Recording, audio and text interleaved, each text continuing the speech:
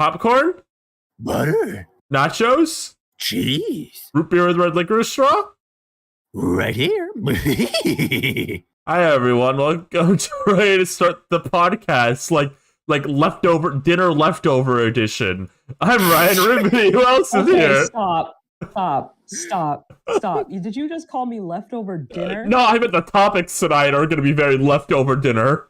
No, that's not how it works. What? Because because I'm really good at this. You're really good at this, so it'll be okay. Yeah. We're going to make leftovers into a really good meal. Like a really good meal. Well, I think our regulars should introduce themselves. Who else is here? What kind of person likes Braxian a bit too much? Can you just say your damn name? Hi everybody, it's me, Rose64, or also known as Rosa. How's it going? Buenos noches, todo bien? And it's me, the third regular, Paintra CP. It's me, Seep. I'm on the left there. I'm a leftist. Wait, hold on. Wait a second though. We got 3 regulars, but I heard a 4th voice in here. Who's our special guest today? Hi, I'm the 4th regular, Dawn. That's me. You're actually to be honest, of regulars, I'm the 6th regular because the other 2 are Lou and Kels. So yeah. I'm okay being the 6th one. Is that okay? Yeah, of course. Can I? Yeah, you're not like something? You're not like. Well, you're not in the contracts really, but you show up. Okay. Enough. Yeah. Right. I don't need to be paid for it either. I can be paid in exposure. Of course. Yeah. Okay. Well, so Rosa, Hillary Clinton says hi, by the way. Hillary Clinton? She says hi to Rosa. Is that true? Okay. Yeah. Hi, Hillary Clinton. Great job losing that election. Oh my God. Wow. She's trying to reach out. You could have done a better job. Whoa. She's trying to get the Latino vote right now. She's trying to get the Latino vote back. The Latino vote? Yeah. Well, see, if she wanted the Getting the Latino, but not the Latinas. Okay, exactly. I see. Well, see, if she wanted the Latino votes back, she would call them Latinxes. Thank you very much. Oh, okay. Girl. Okay. Ryan, are you qualified to open up that wholesome video of Latinx making taco from Turbo? Who said that? It's that tweet where it's like the video of like the guy from Turbo making that taco, and it's like he's making it all fancy, but it just looks like shit. It's like he's spraying the sauce on the table with the plate. Is there any possible way to get that on screen as like our first image on the screen? Because I really love. There's so much about that scene from Turbo, which is one of the 4 DreamWorks animated movies I haven't watched. I've seen it. I love the way he limply just tosses the big chunk of lettuce onto the taco. He rubs his hand on the olives, but you don't actually see him put the olives on anything. That's really gross. Rosa, have you seen this Turbo scene? Do you have an opinion on it? So true. Can I say something really funny? Yeah. Sure. I honestly not much of an opinion. Listen, I spent more of my life eating Peruvian food than Mexican, so I don't have much of an opinion. Plus, of the fact that I didn't know I was Mexican until I was 10 years old. Okay. That's kind of funny. Ever. Yeah, better. It's really funny because my dad was just weird like that. He didn't elaborate. I knew I was Peruvian, but I didn't know I was anything else. That's crazy, actually. I think my favorite part of this GIF is when he flips the bottle oh yeah, I did that. He's got fucking he's so smug and cool about it. Look, no better than this. So I've only seen this scene once. Yeah. And I didn't care for it. So I just minded my own business for the rest of my life, you know? Uh-huh. I just never watched it again. So seeing the GIF now, it's really good. Honestly, I'm looking at this GIF. It's where's the hell is the sour cream, the cheese, the avocado, we don't need all that. This is supposed to be like food truck food, but this really does look like gentrifying chow. Right. It really does. It really does. And like you're supposed to put the sauce on top. Why are you putting it on the side like that? What the hell? Yeah, well, like what is this dinnerware that they have at the food truck, right? Is this like a porcelain plate? Do they just give this out? Do you like order at the food truck? You're at like a convention or whatever. Okay, to be honest, I actually understand what you're saying. I don't know why he's serving it up like that. Right. Like I get he's trying to be like 5-star, but he's really like in a 2-star situation. So unless he's like, that's why their business is going under, because he's like wasting money on all these plates. He's giving away plates. You don't give those back at a food truck. What are they supposed to do with all that? You give some of the food at the food truck. They're gone. They're out of there. You're never seeing them again. Golly. Okay. Right.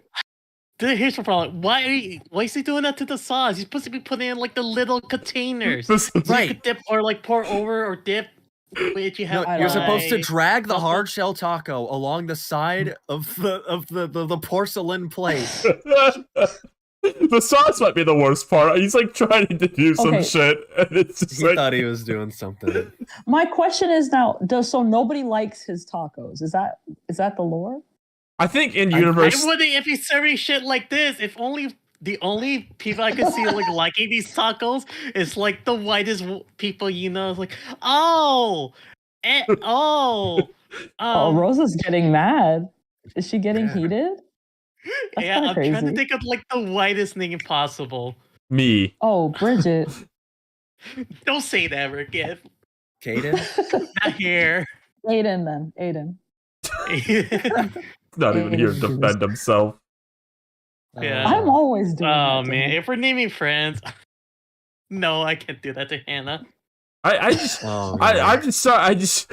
you asked if the taco's supposed to be good in universe. I think the idea is from this movie, what I remember, is his tacos are like so great and beautiful, and they're made from the heart and all that. Right. Which I think is just funny because he's just making shit. He's just making. I don't even think I'm still looking at this GIF. I don't even think he's doing maybe I'm biased, but I don't think he's doing a bad job. This is a taco that would be served by a white guy with a man bun named Daniel at a restaurant. Are you insane? Daniel, not that bad. Daniel, check out this taco. I just think that he's serving it up wrong. That's my problem with him. Otherwise, I don't think it's that bad. It doesn't look that bad. It's probably fine. It's just very it's a strange. It doesn't seem authentic to the setting, I guess. Sure. Of like the food truck kind of thing. Yeah, I just have you ever been to like a Mexican taco food truck where like they weren't making making a big delicious scrumptious greasy taco, the gigantic styrofoam bag with like 8 tacos in it and like a bunch of fries or whatever. That sounds really good, actually. Yeah. Can you imagine this guy we're talking about now? He pulled his truck out from like Comic-Con, Los Angeles Comic-Con, and the huge line starts. It's around the block. Everyone's desperate for food, and like, can you just slap that shit on there? I gotta be in time for the Invincible panel. And he's like, no, I'm making it for the heart. Oh my god. Rosa, what happened, girl?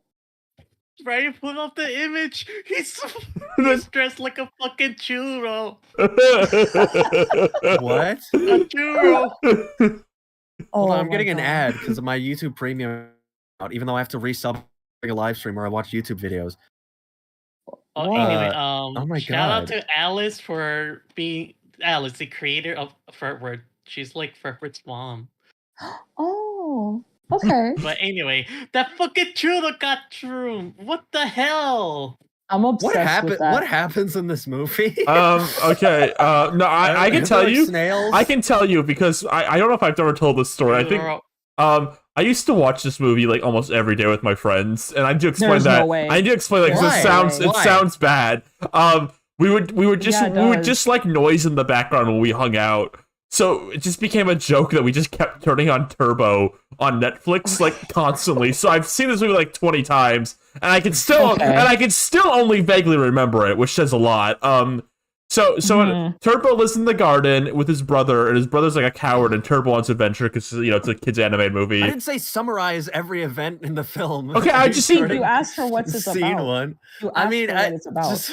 I'm just giving the build up before we get to like the Mexican brothers. Right. Okay, paint me a picture. And then Turbo and his brother get separated from the colony, and Turbo in particular falls into like a car, and the car like swings around, and that's how he gets fast. And then the Mexican brother who's in the churro, he hates working at the taco stand. He thinks it's boring, and he finds Turbo the fast snail, and he thinks he's awesome, and he wants to bring Turbo to the top.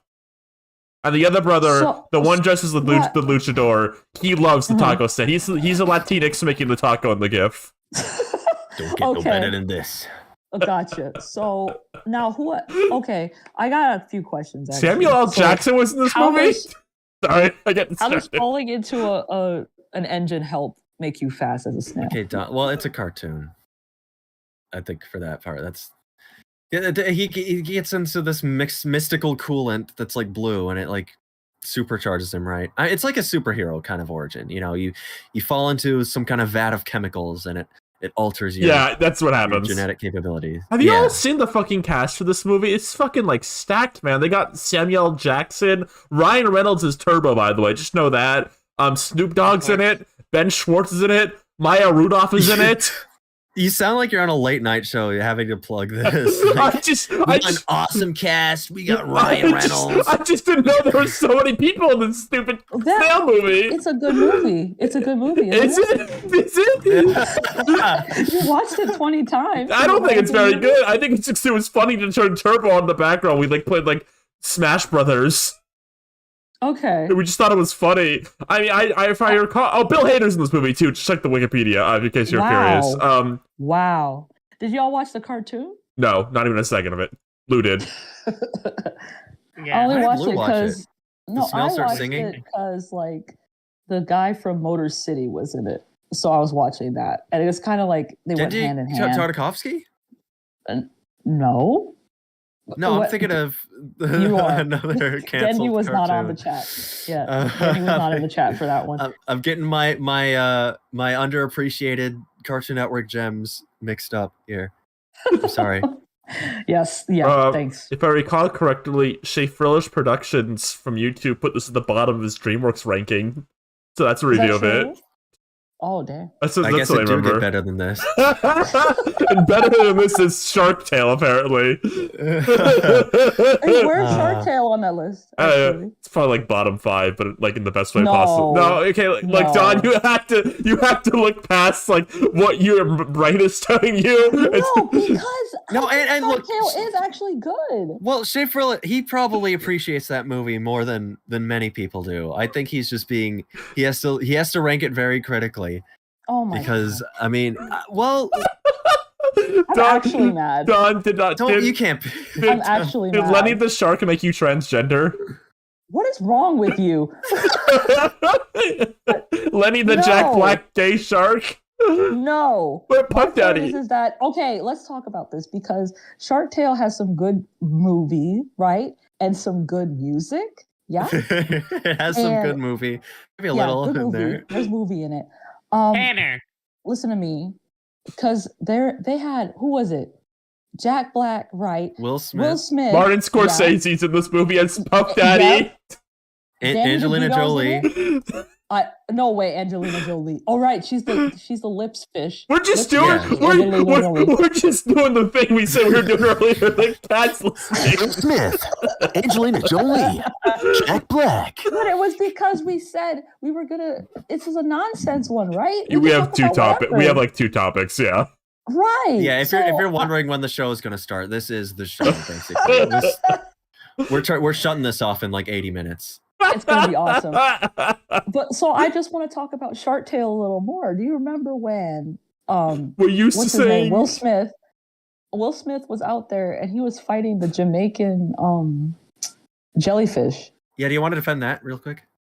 Yeah, so number one, they are actually Jamaican people voicing them. So that's already a plus. And 2, I am in Jamaica right now. So technically, I have to defend them with my life. Can you ask, can you ask some of the locals, like, what do you think of this, and show them the? Yeah, let me go ahead and ask my cousin. The Jamaican jellyfish. You can do like that YouTuber thing, like real Jamaican reacts to shark tail. Yeah, let me see. Let me look up the picture. For the first time. Tail jellyfish. Those videos are so funny.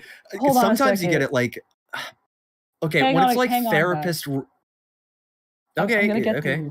Michelle, how do you feel about these jellyfish from Shark Tale that are Jamaican? One of them is Bob Marley's son.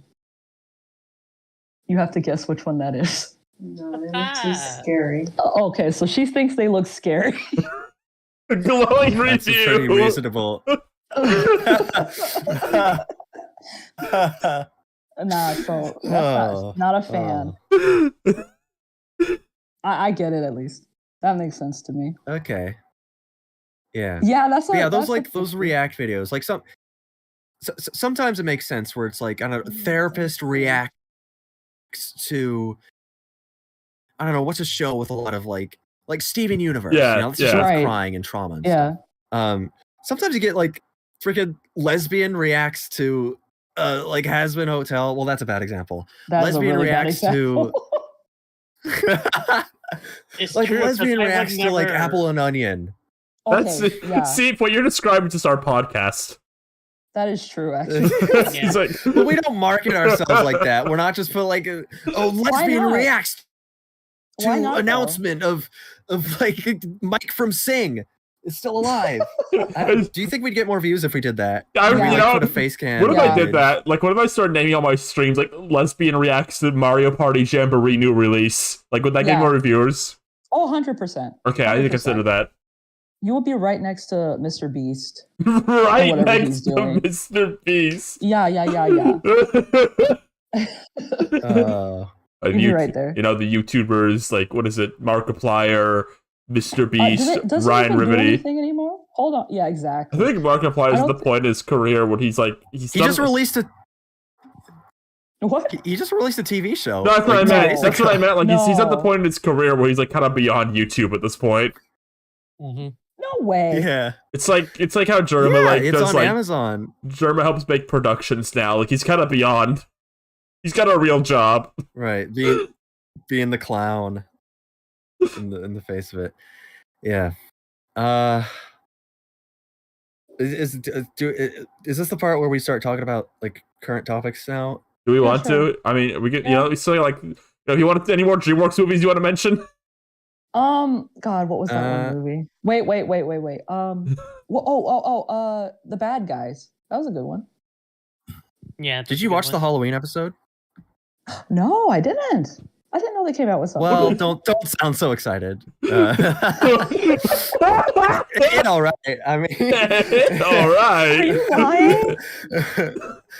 It's real, but like it's it's not like Kung Fu Panda Christmas levels. It's like I like that one. I didn't even know that was a thing. No, that one's good. I see that. No, yeah. Those one like okay. DreamWorks used to do like the Shrek ones and the Kung Fu Panda one, the Merry Madagascar, where it's kind of it's made on like the production level of the movies and it has all the celebrities and to get like a huge like TV premiere. I think now they've kind of demoted it to a rung below because the bad guy specials they do now are like like TV budget. Yeah. All the celebrities are replaced. The writing is very clearly like, it's competent, but it's nothing memorable. They're cute though. If you like watching the characters move. I mean, is it the same quality of animation though? No. It's not even a little. Yeah. Okay. Well, I'm not going to waste my time. Not DreamWorks, but just real quick. I just remembered this movie existed the other day. I just want to make sure I'm not the only person who remembers this ever happened. Anyone ever remember Arthur and the Invisibles? Arthur from the little anteater? Wait. No. He's the little boy from Willy Wonka and the Chocolate Factory. Then he shrinks down and becomes an animated elf character.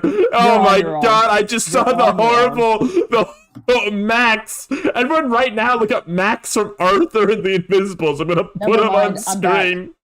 I saw this movie all the time in Blockbuster, and I never picked it up.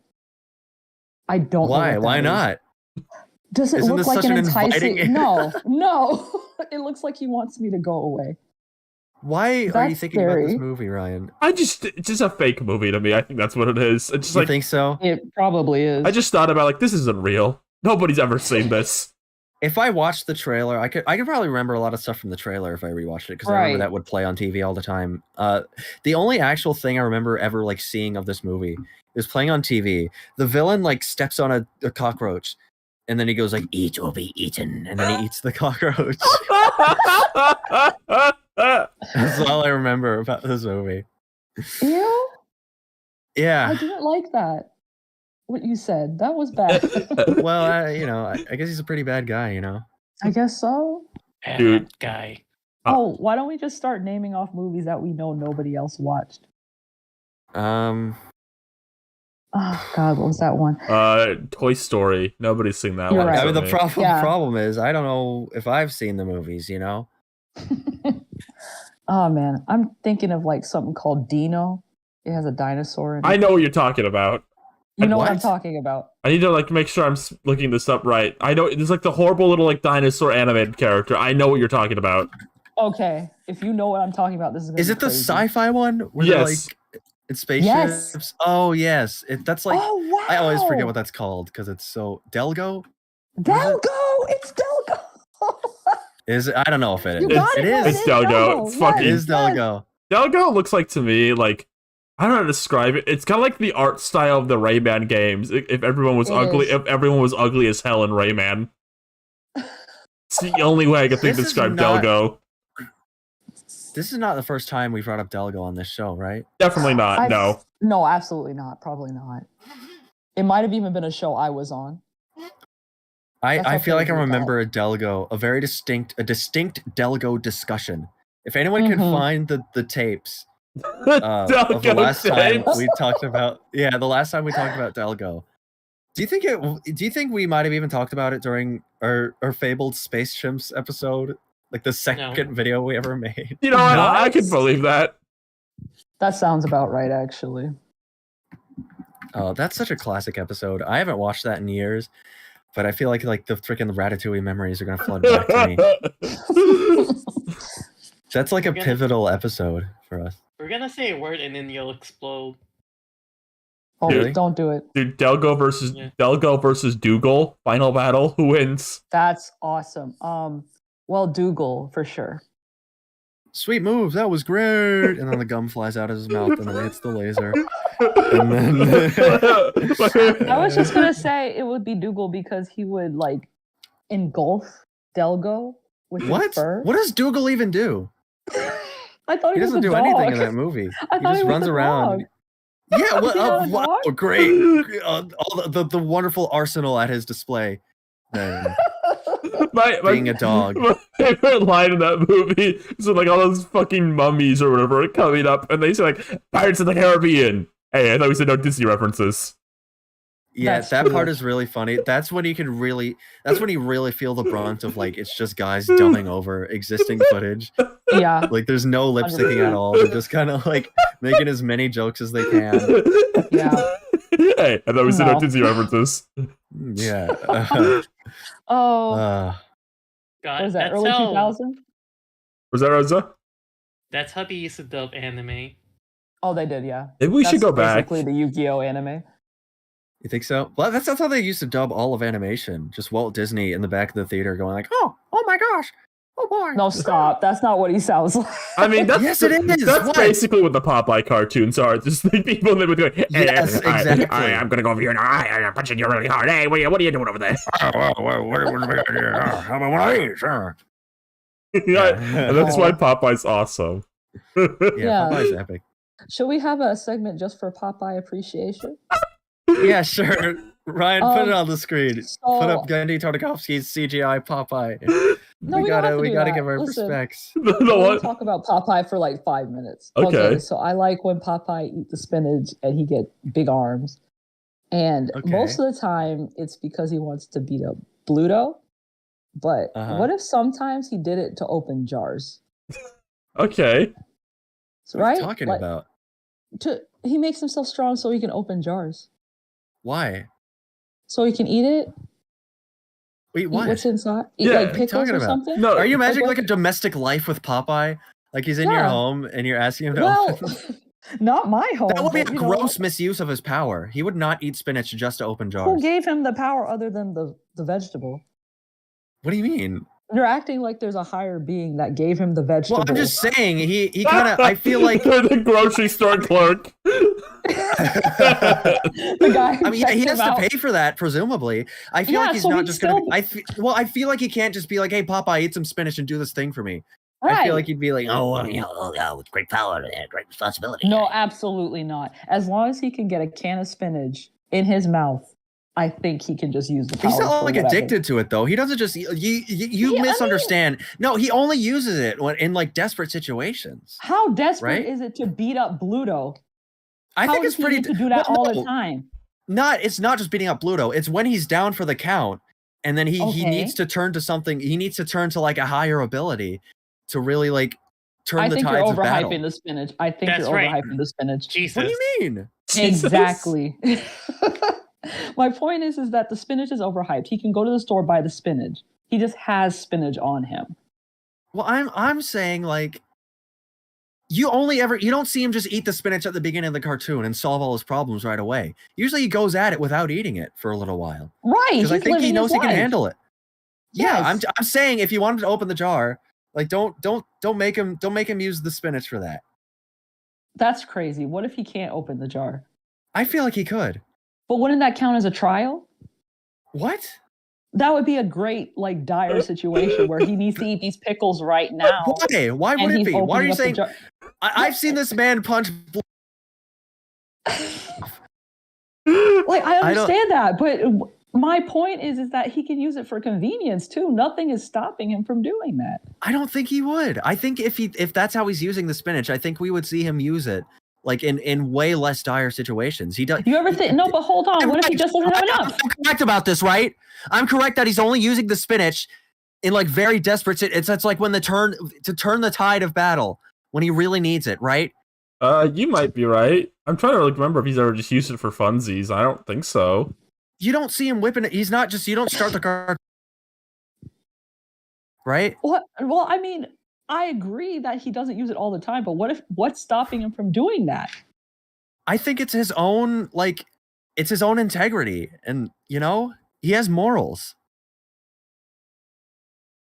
I like Popeye. Right? I like Popeye when you're talking about like power scaling, because like you can just say whatever, and like if anyone gets mad about you talking about Popeye being stronger than Goku, then they look stupid. Like I mean that's the problem with power scaling, because it is all just playing with toys. So you can't suddenly get mad like, oh, you can't include Popeye because he's too silly. You gotta play the game. Toon Force is too bullshit. You can't include Popeye. Okay, whatever. If Sonic the Hedgehog, if Sonic the Hedgehog was supersonic and he ran really fast, Popeye would grab the speed lines beside Sonic and like hold on to them and pull them, and it would like pull Sonic like a rope. Yeah, and it would pull Sonic's like outline, and Sonic would just melt in the goop. Okay, so we do agree that Popeye is stronger than Goku, right? Oh, of course. Yeah, okay. Just wanted to make sure. I think Popeye is... Steve, are you on board? Yeah. Yeah. What's great about Popeye is he's also a humble man, Yeah. Of course. He is what he is. I am what I am. Doesn't he sing a song about that? He's like, Popeye the Sailor Man. Yeah. When does I am what I am come in there?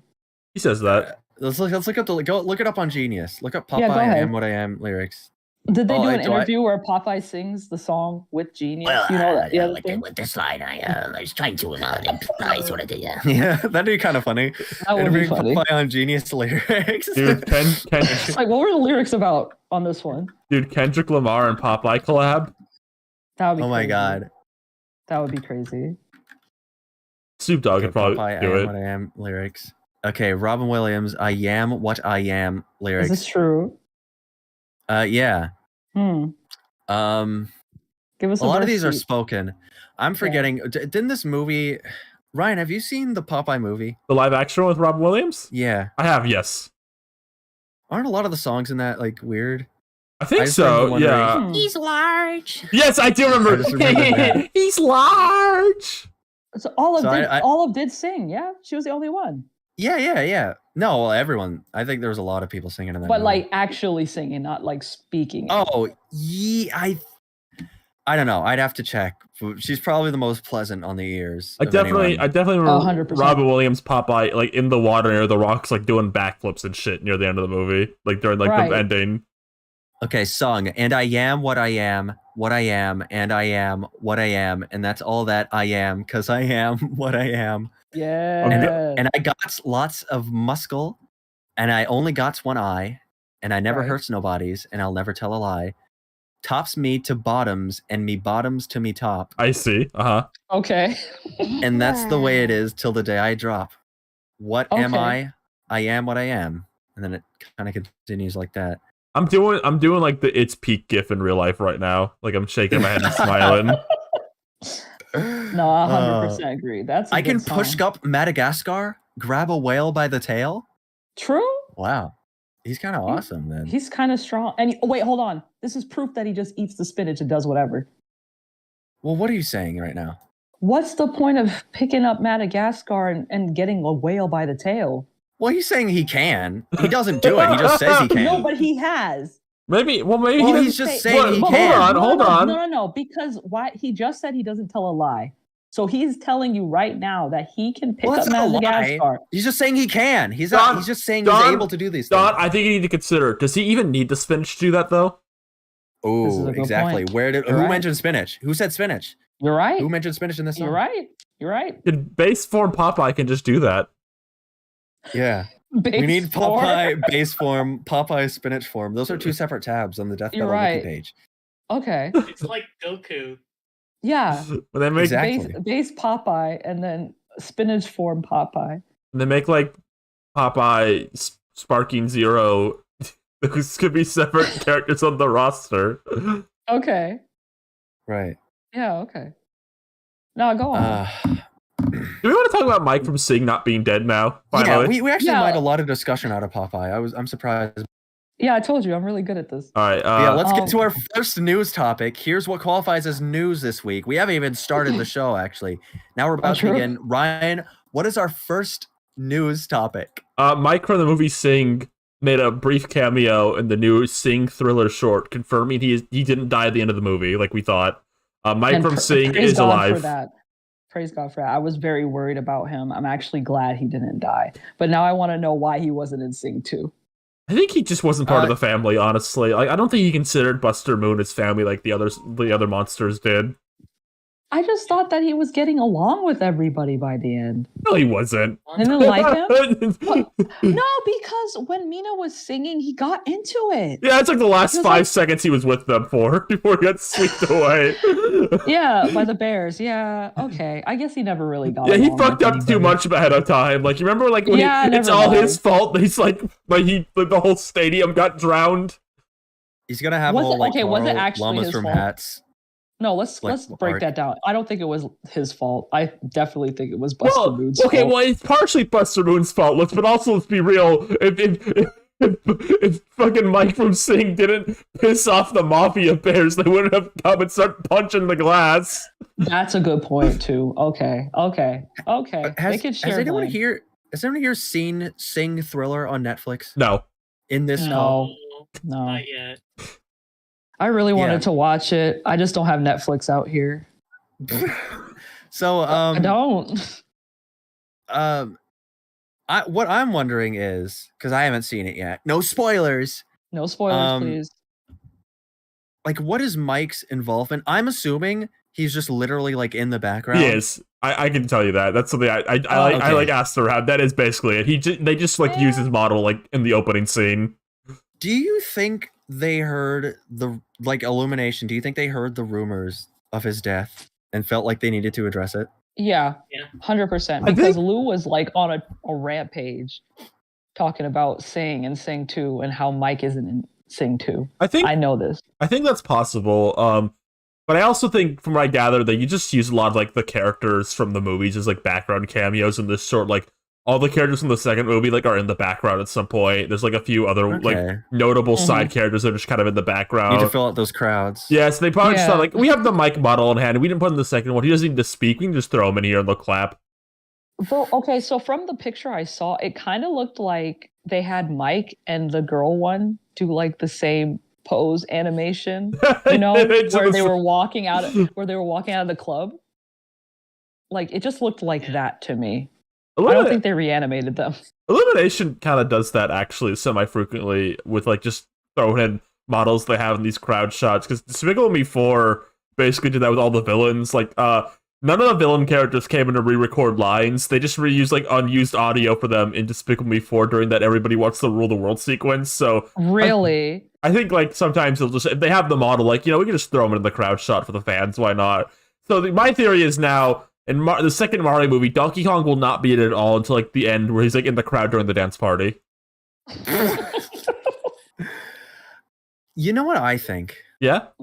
Yeah. I don't believe that Mike from Sing is actually alive.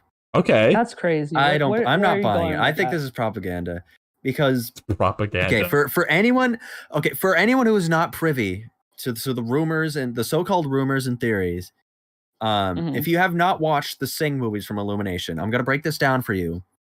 In the movie Sing, Mike the Mouse, voiced by Seth MacFarlane. Yes, of course. He's kind of like he's kind of in it bad with like the bear mob or something, right? Yes, of course, the bear mob. Money to these scary bears. And that's kind of his motivation for joining the big singing competition, to win the prize money so he can pay off his debts. And by the end of the movie, so throughout the movie, he's getting chased around by these bear guys who are threatening to eat him. Yes. They're threatening to eat him and kill him.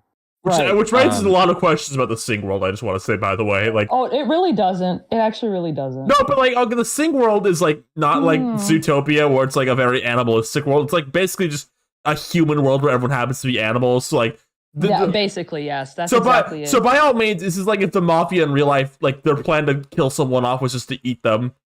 Correct. Yeah, I mean, maybe it's just less frowned upon just because it's so easy, you know? Yeah, because he's very munchable. He's in a munchable shape and munchable size. Maybe mice are just like a disposable class in that universe, just because they're so. Oh my god! Is that why he got mad when that like monkey character didn't give him money because he thought he was like being racist towards him? Is that what happened? We're getting into a lot of weeds here that I didn't even expect. Basically, it's in the movie. The point is, Mike's life is being threatened throughout this movie, and the very last we see of him, he hasn't really resolved his issues. Like, he didn't win the prize money, right? Because by the end of the movie, they realize, like, oh, like we found out what's more important is like the family ties we have or whatever. So the last we see of him in the Sing franchise up to this Halloween short was.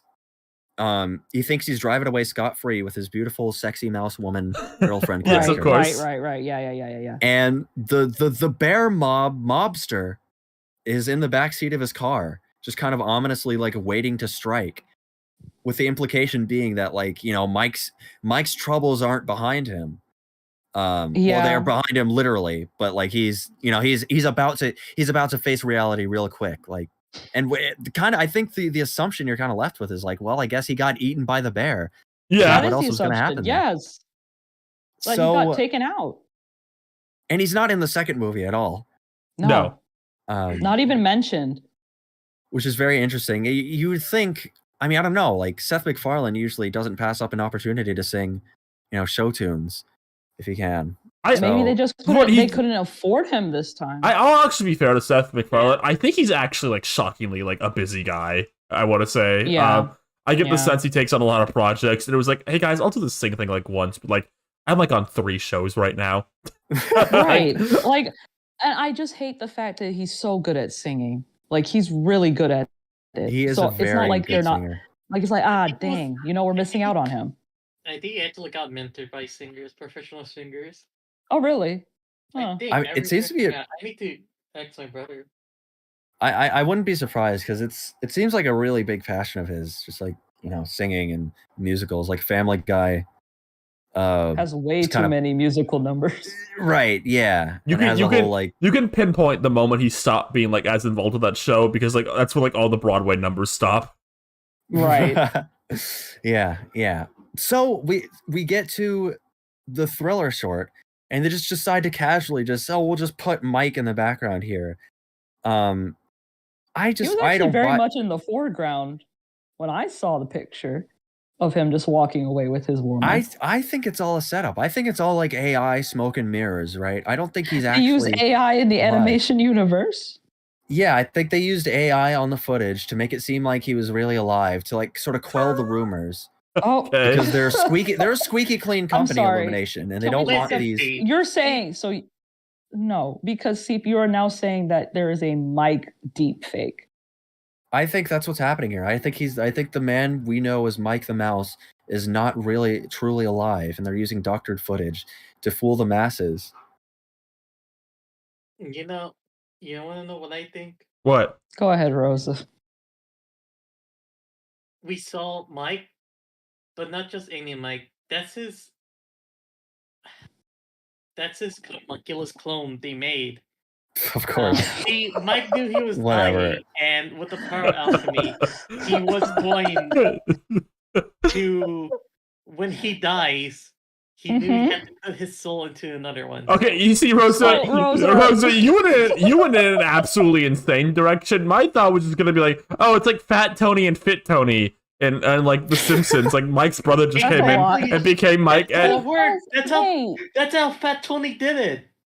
No, it's not, Rosa. There's no homunculi in The Simpsons on Fox. Rosa, that's also under the assumption that he made one for the girl one too. She was gonna be fine regardless. Yeah, the bear was. You think that she's alive? The bear wasn't gonna eat her. That's true. To be fair, she technically had nothing to do with it. Yeah, she had nothing to do with it. So yeah, if the bear is fair, yeah, she probably found like the vessel. The vessel. Yeah, man. And like she's like there to keep it in a constant state of euphoria, or else the homunculus clone would have killed everyone. I think they should make like they should make a solo Mike the Mouse, maybe like short film. Okay. I kind of want to see what he's been up to. Okay. Since we last saw him. Oh, you just like how they made the Vector short? Yes, actually, yes, exactly like that. From Despicable Me. Oh. On the moon. They should do something like that. They should show like the direct. Okay. Wait, sorry. Before you do yours, I just want to pitch my idea because it's probably not as good. It was, you know how like in the Vector short he's stuck on the moon. It's called Mooned. Yes. Yeah. I think the Mike short should be about him in the bear's belly, and it's called Digested. Okay. Sure. What? That's good. No, you got me. Ryan, you got me with that one. I have to admit that. That was funny. I think you open it up on re-render the exact scene in Sing where we last saw Mike, right? Uh-huh. And I think you just pick that up right where it leaves off. You see kind of like the struggle, right? Like the bear leaps at the front seat. The girlfriend mouse is screaming. They're kind of like veering off the side of the road. Maybe they crash into a building. Maybe Mike kind of gets thrown away, like in the tussle. Maybe My Way Mike. Maybe he falls into like a sewer grate or something, and he's like gone. And they kind of think he's dead. Like they all assume he's dead. Maybe the bear guy plays it off like, oh, my work here is done. I don't know why he's British. No, because wasn't he Russian actually, the bear guy? That's probably he probably had some kind of like accent that informed his character. Yeah. The trash takes care of itself. They assume something happens. They assume Mike died in the crash, and everyone cuts their losses or whatever. The bear's kind of like, "Hey, sorry, kid. That's how it goes. That's how it goes, or whatever." There's a whole funeral and everything, but we see Mike is like in the shadows. We're kind of seeing him like rebuild a new life. Maybe he gets a new identity or something. And then at some point, years down the line, because this is happening over the course of many years. Okay. maybe like the Sing Mouse girlfriend like meets him again when he's in his new life, and they like it's kind of like an emotional reunion, and maybe she kind of like convinces him, maybe she kind of brings him back to his old life, and that's how My Way Mike gets to appear in Sing 3. I think okay, so this was a lead up to the movie. I think they're priming us for Mike's return in Sing 3, perhaps. If they want to imply just out of nowhere that he's suddenly alive in Sing Thriller, and it's not, some AI smoke and mirrors. Like maybe this is what they're building up to. I can't get over in-universe AI. Like I can't. Like they could have made a perfect world where it doesn't exist. What they did. No, hold on. This technology is scary, these days. You can never be too sure. What's that? Hold on. Yeah. There's a contradiction there. What is it? They can in the Sing world they hate AI because Illumination hates is like anti-AI. Well, that's what they said this year, but you don't know what kind of shady practices are going on at Universal. Truly. So then, maybe if anything, it could be that they're building up like the next villain for the next Sing movie, AI, and AI singing. Oh my god, they're gonna make the AI singing robot. It'll be like SpongeBob versus the Patty machine, except it's like Gunther versus the singing machine. Oh, that's why they're gonna be like, we need the best singer in the Sing universe to come back, and they have to they need to find Mike again. We have to find Mike in the second movie. Replace the big lion guy with Mike. Mike's wife will be dead too. And Bono will voice Mike in this one too, and he'll do his awesome like, "Hey, it's me, Bono. I'm American in this movie." All right, that could work. I'm really loving this new inversion. Yeah, I think we did a good job. Can I be honest though, real quick? When you started talking about Mike in the sewer, I thought it was just going to be building up to like a Ratatouille joke where like Mike would have ended up in Paris, and like Paris, baby. All this time I've been underneath Paris. It's beautiful, the most beautiful. No. Maybe that could work. I don't know. I don't know what they're gonna do in the next Sing. They could do anything.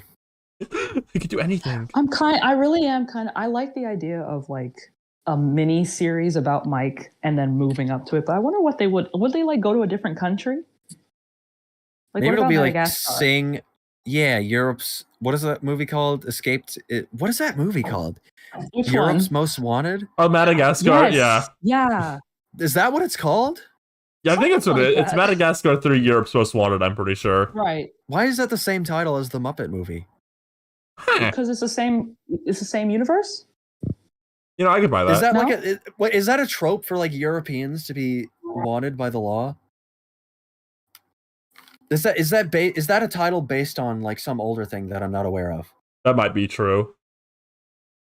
That could be true. That seems like a strange coincidence because those movies came out probably within like 3 years of each other. Rivaling companies. I think Madagascar won. You think so? Probably. Well, I guess financially, probably. Yeah, that's what I meant, because like Muppets Most Wanted sold like 2 tickets because Disney just sent that shit out to die. Oh man, sweet Muppets. Any more thoughts? It's called Muppets Most Wanted, not Muppets Europe Most Wanted. It's close enough. Any more thoughts on Mike from Sing being alive? I'm really happy. I'm really happy about it. I hope to see him again soon. Honestly, I love how we're not actually talking about the new short Illumination release based on Sing. We're talking about an incredibly minor background detail within said short. That's a super important detail. Yeah, it's super important. It's important to us. Everyone. It's important to everyone. Madagascar takes place in the same universe as Annoying Orange because Annoying Orange has met Marty, the zebra. That cannot be. That's not true. That cannot be like, true. Is that true? Like what? Marty the zebra, like Chris Rock or Phil Lamar? It's probably Phil Lamar. Marty. I'm imagining in my head. Phil Lamar understudy Marty the zebra. He always playing those guys, ain't he? Whatever, Chris Rock or Will Smith does, Phil Lamar comes in, take place. Yeah, he's good at his job. You want to talk about our only other news topic that's like so vague? What is it? Okay. Like 3 cartoons got canceled. Oh. What did? Like 3 or 4 cartoons got canceled over the past 2 weeks. 2 weeks? Wow. Which ones? Moon Girl got canceled officially. We know it's ending now. No! Hamster and Gretel got canceled. We know it's ending. Oh, thank God. Okay, well, that's not very nice. I never watched this one, but Haley's on it got canceled. That's ending. I didn't even know that came out. And then Velma is canceled and ending. Oh, rip. Can I say Go ahead. This is kind of maybe my more like serious, I guess, thought on this. This is the thought I had recently. Are there any cartoons left for children to watch? I feel like, is anything airing anymore except like Teen Titans Go and SpongeBob? Ryan, I have to be honest with you. I've actually had the same thought recently. Because it feels like what are kids watching cartoons actually? Like, I feel like an old person when I ask that, but are kids actually watching cartoons still? I don't know. I feel like we've given up. Like, both just like people who have to make these shows, like not the people who work on the shows, like the people like the higher up companies. And I feel like maybe us as adults have all given up on children and be like, well, they're just gonna watch Max Pro Skibbity Toilet Sigma Brain Rot on YouTube now, and we're all just kind of that's a thing, and we're just kind of all letting that happen. Like, it's okay. Like, and people like will bring up like, oh, you had brain rot back in the day. You watched YouTube poop. Well, it's like, okay, well, the kids making YouTube poop watch like real cartoons to make those YouTube poops, and the kids who watch YouTube poops would watch like other real like cartoon shows. I just like do kids, because like I feel like adult animation, contrary to popular belief, is in a pretty decent place right now. There's a lot of like decent, good like adult cartoons to watch. I feel like if you're an adult fan of animation, there's actually a good amount of stuff to watch right now. But like then I look at like kids cartoons, and like all of them feel like they get canceled in like nanoseconds, and like they all rely on and a thing that I think is kind of unfair. They kind of all rely on like 20-year-olds forming a fandom around these cartoons for kids, which is both not fair to like the people working on the show, the kids, and like us as 20-year-olds. Like, I shouldn't be expected to be the one who has to make sure Haley's on it doesn't get canceled after like one season because Disney doesn't promote it. Like, I'm not gonna watch it. I'm 25. That's the thing about it, Ryan, because it's like they are seeing that kids are going more to streamers and like just watching stuff on YouTube, that they decided like, yeah, let's just go ahead. Like, I found out the second part of season 2 of Transformers Earthspark is coming out in like 6 days, and there was zero promotion for it. That's a show I actually care about. I am carrying that fandom, but like, it's like, I don't think the kids were interested in it, and that actually makes me upset because I did like the show. I have a very distinct memory of when they like dropped, because Jellystone's kind of the only like I would say kids cartoon I kind of keep up with because I think it's funny. I have a very distinct memory of when they dropped the most recent batch of episodes. They dropped a trailer the day of it coming out, and that was all the promotion it got. And it's like, how are kids supposed to know about this coming out? Like, because cable TV is dead. We've given up on it. It's like they can't watch like new Jellystone episodes coming soon. Like, do they know these are coming out? Oh my god! Kids are watching Bat Wheels. There's a lot of preschool shows, but that's a little different. Like, that's kind of its kids own. are watching Bluey, right? But like, it's stuff for like your Ed and Nettie and like Chowder demographic, like that the 6 age to 11, right? But that's the thing. That's what I'm trying to say. It's like they know that they're going to streamers, and they know as soon as they get into the like the actual teens, they're going to be on TikTok. So it's like, what's the point? And I get that, but also it's like, what are the kids supposed to watch? Like TikTokers and mukbangs? Like, come on. Right. I mean, it's one of those things where I can see kind of like questioning, like, well, like, does it really matter?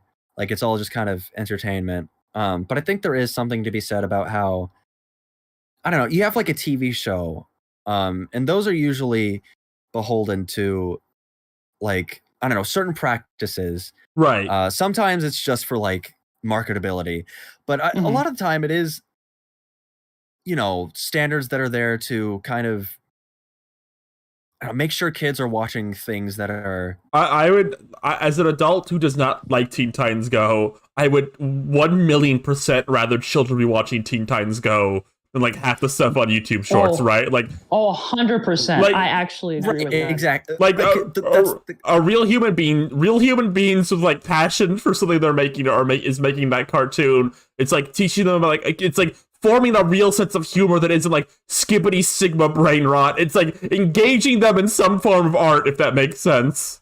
Yeah. No, it does make sense. I think it's unfair to reduce it to skibbity toilet brain rot, but also I'm just using like the general term. It's more like, it's more like they're like engaging with, unfortunately, a lot of AI generated stuff. They're engaging with like really loud YouTubers. They're just engaging with stuff that's not even geared towards them, which is geared towards young adults and stuff like that. I think the problem is it's like it's unmitigated cynicism. So it's like some of the stuff out there is good. There's a lot of people creating stuff independently online, right? That are very passionate about it, who care, who know that there are kids watching and kind of want to make sure that they're not teaching bad values. Right. But it's kind of in a weird place where you can't expect, because it's independent, you can't really hold every creator to that. Nor do I think you really should. But I don't know. I mean, it's kind of like you said, Ryan. Like, I feel like I would rather people are kind of. I would rather the children be watching Teen Titans Go than like Super Mario Logan.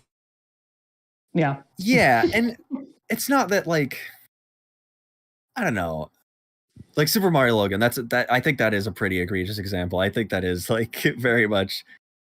That's the sort of thing I genuinely think you don't want kids. No, yeah, I think like that's horrible content. I hate to sound like a fucking like parent, like, oh, don't watch that, but like I don't know. I think that's just such a bad thing for kids to be watching. This is my problem. This is my problem with people like our age, is that they think just because these aren't our kids, we can't do anything to protect them or guide them or stuff like that. So you have a bunch of kids making a lot of mistakes, big mistakes, thinking it's the end of the world, when in reality, it's a mistake. You get over it and you move on.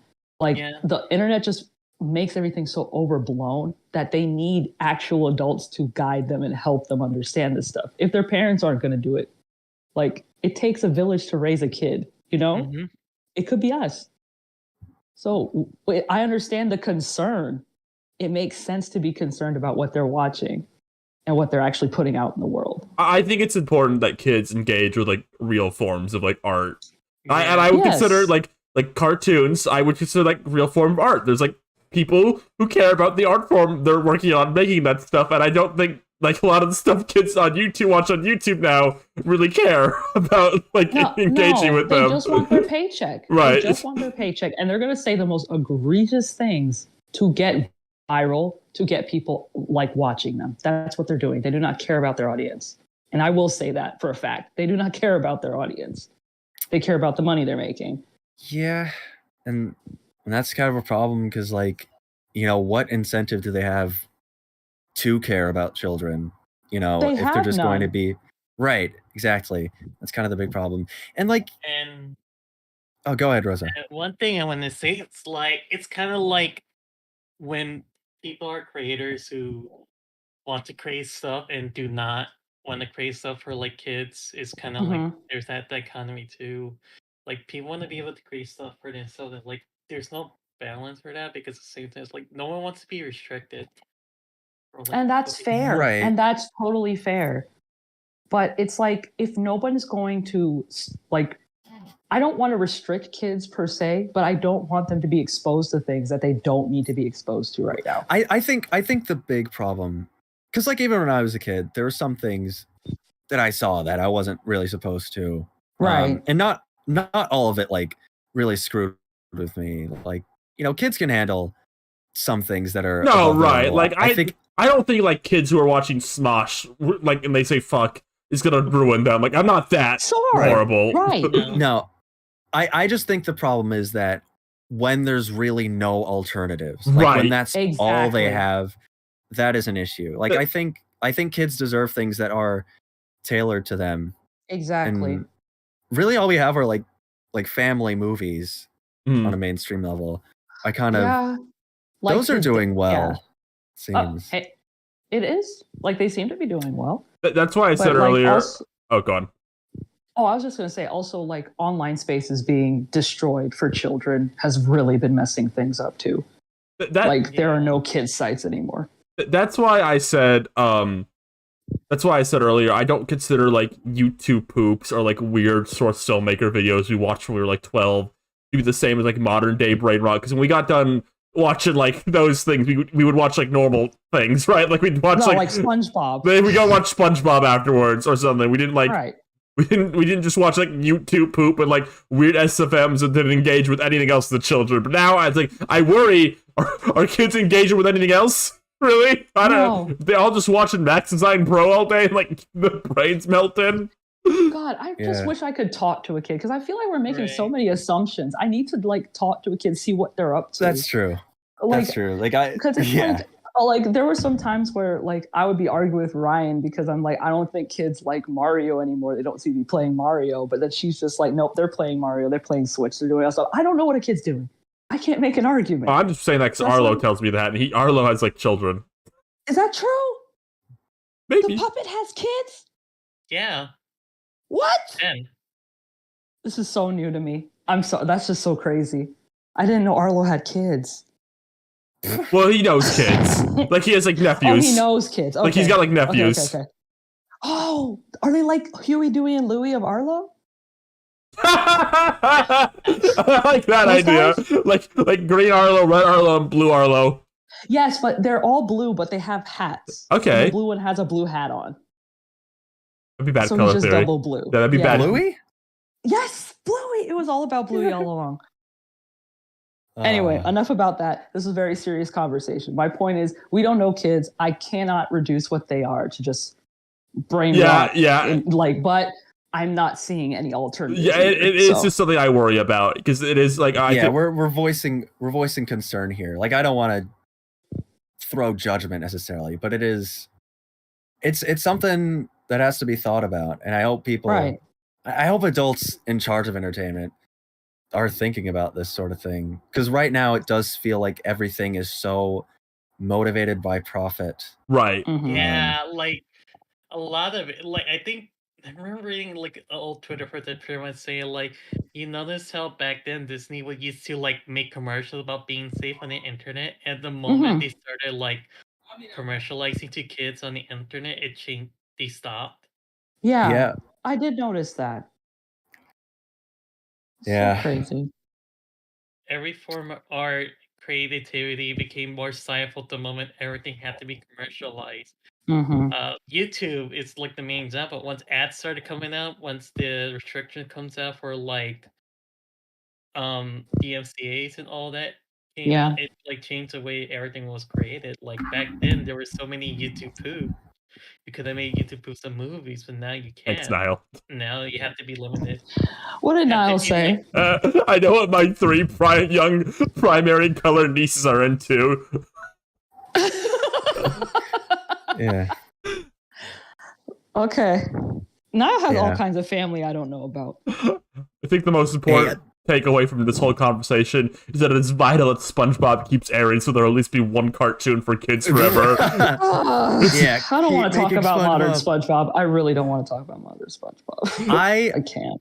My message to kids, I hope kids are reading books. I think more people should go to beautiful magical worlds and read books, because I think if they cancel every cartoon in existence, you could still go down to your library and get yourself a nice copy of Mouse and the Motorcycle. You're gonna go to the library and they're gonna have Funko Pops there instead. The day that happens, imagine the government like privatizes libraries one day. Oh, God. And then that's what happens. I just want to say I wanted to live library. I wanted to live in Seep's magical world where kids are going to the library and getting books and being taken places. I want to live in that world for a little bit, because I agree with you, Seep. That's Rosa. I was gonna say, tragically, libraries are also kind of in trouble because a lot of places wants to defund them.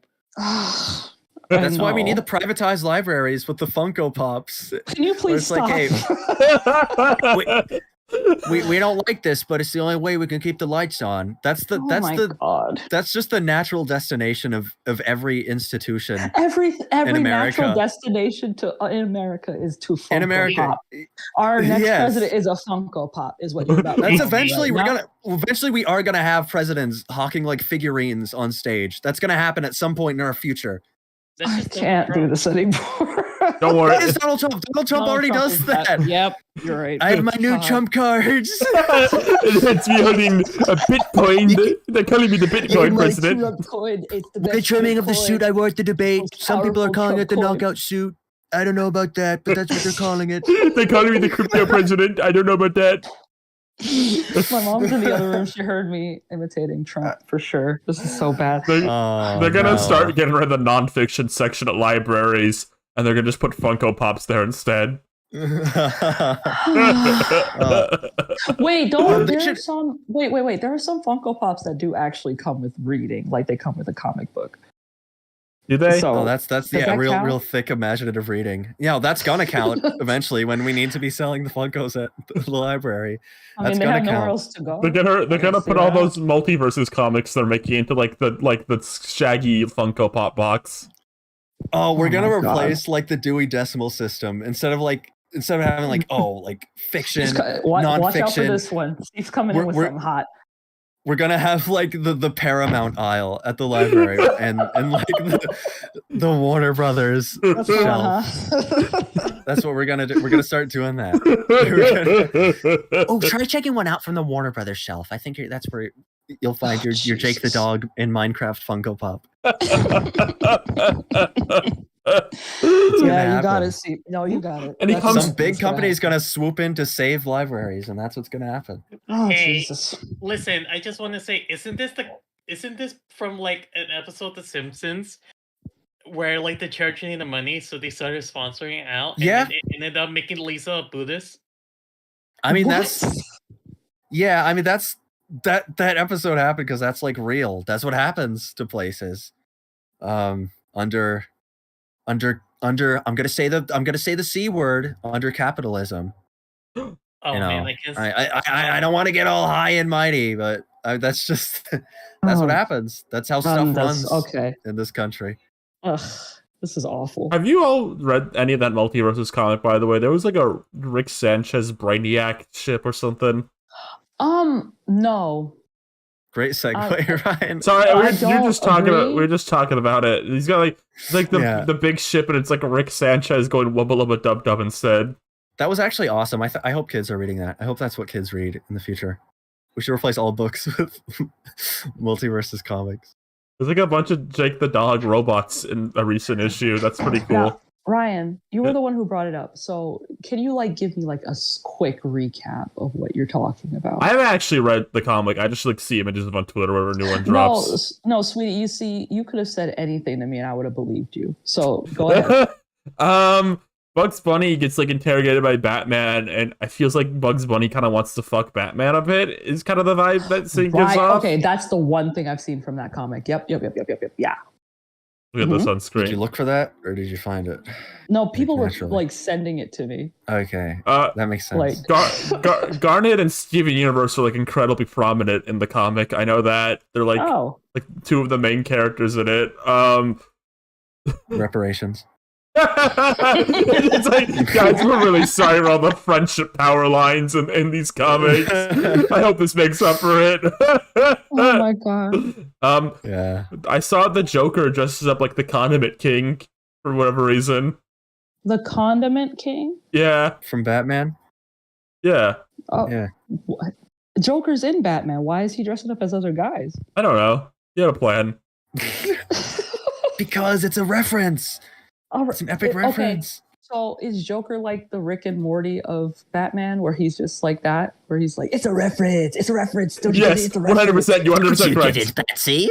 I was making a clever reference to other supervillains. That'd be pretty good. Well, Joker gets really into consuming media. These creators are adding too many sex scenes in my media. So is he watching every Warner Brothers show? You open a door and he's in a dark room consuming media. The binger. And he's like in there. He's like, "Oh, Betsy, you caught me at a great time. I just finished fucking Iron Giant. That was so good. I'm really into. I'm not a weapon. Guns are, or whatever the fuck they say in that. Haha." Hurry, like, come in here. Max is about to autoplay the new season of Velma. Harley would love that. I just saw there's a panel where Harvey and Poison Ivy are talking, and they find Rain Dog. Excuse me, Harvey? Harley Quinn. She's with her. Oh, girl, the way I was just like, oh, did they make Harley like transgender for a second? I was saying it wrong. I would apologize. Like, well, there's a character named Harvey in Batman. Harvey Dent. Yeah, this is the Two-Face. Right. Do you think Rain Dog approves of their gay relationship? Rain Dog is my dog, and he eats whatever I feed him. Yeah, is that true? Yeah. So yes, he's an ally. But wow, gay people I love. Is my mic still on the screen? Yeah, that's the only topic I made. It can't be. I told y'all this is this kind of episode. Okay. So my thing about it is Rain Dog is accepting, loving. He is also a dog. You're kind of giving him Scooby-Doo rules where he talks. He does not talk. So remember that. You don't even play this game. You don't know anything about Rain Dog. What the hell? Yes, I do. He does talk. He goes like, and there's captions. Ew. You hate him. He does. No, he doesn't. Yes, he does. No, okay, Don, you just showed your rear end here. Like he absolutely does. Oh, whatever. He goes. Okay, so you're saying that, but does Scooby understand him? I think we all understand him because it shows the little subtitles of what he's saying. No, it doesn't. Right? No, but the characters cannot see those subtitles. So. Well, yes, they can. Don't they communicate with him? I don't know. You don't know. You don't know, Don. You don't know the answer. I don't know why I'm asking you. You have no idea. Who can understand him? Who can understand him? Yeah, oh, he does. Ryan, He does. He does talk. He talks like in the story mode. He says like he's something like, "I appreciate all of you." He says that. Is that what Brian Griffin says when he's dying on the table? What? I really love you guys. It says something. Oh my god. Generic like that. I need to find it. I have it. Generic. I have it on my. You guys have always been words. My family. Oh my god. This is a mess. Oh, I need to open my Multiverse's screenshot so I can find what Rain Dog says. He says something like, "You guys mean the world to me." He says something like that. Why would he? Oh my god, is he dying? Does he die? They don't kill the dog in that game, they'd give him a fake out death. Multiverse like doesn't have cinematics. Where he falls off the thing. They made a bunch of cinematics. He's about to close the giant rift to keep the two worlds from colliding with one another. And then he like tearfully says goodbye and he disappears. It's just Kirby. You're just talking about Kirby. And then a magical Rain Dog rift appears. So you can do Kirby. So you can do the post game. Yeah. Exactly. Okay. Yeah, you know what I'm talking about. You played the game. You know what I'm talking about. Hold on, I think I moved this image out of my screenshots on Steam. I didn't realize I was muted. Oh no! Okay, what were you saying? Oh, okay. I was about to say that's the kind of shit Red says in like Pokemon Masters. That's what he says? Does I really love you guys. He doesn't say shit and then just say something randomly just to mess with people and then not say anything again. So Red doesn't talk until he just says something just to No, mess it's like with people. Groot. He says, "We are Groot." That's scary. Golden Rain Dog in the story mode says, "Be fooled not by their fuzzy wuzzy appearance." Oh, is that what he turns angel mode? And then Steven Universe says, Mr. Samurai, someone's stealing your food." Steven would never say that. They totally mischaracterized him. Jake the dog says, 100%. "So yeah, this new riff we found, Samurai dude." Okay. Right on, dude. Righteous. I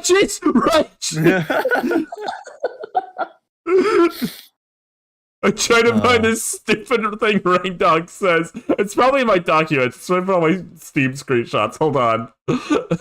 No, you're gonna find it. I need to find. Go on, Rosa.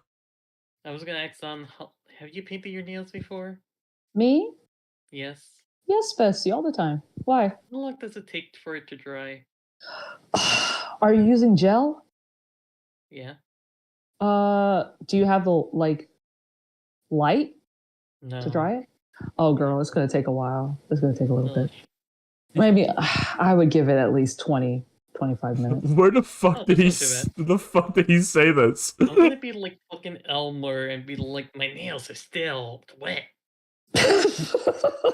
It doesn't sound like we're live. I'm listening to what's happening. Ryan's like looking through Multiverse's cutscenes silently. I just need to find the girls are having like a completely unrelated conversation. We're having about girl talk. Yeah, you're having girl talk right now, and I'm like, we're live. People are watching us right now. Oh, guys, sorry. Yeah, Go to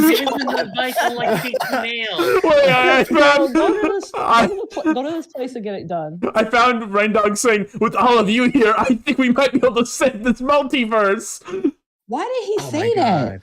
Oh wait, Fern's in the game. Fern's in the game, and if you find him in the story, the Rift modes, Fern's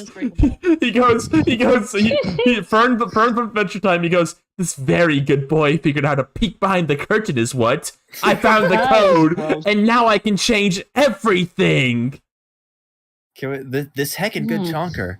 Can we get a picture of Fern saying this heckin' good chonker on the screen? I don't think he says that. There ain't no way. He doesn't say that. I think I know how to find the Rain Dog image. I think I added everyone within the Startcast Discord once. Yeah, you told us everything about Rain Dog talking. You go spend like 45 minutes looking for that. And I guess we'll talk about let's talk about like what we ate today, I guess. For all the people who are here watching us. Do you even care about my Jamaica trip that I'm on currently? I don't know. Do you want to talk about that? Yeah, a little bit. Everybody say Jamaica.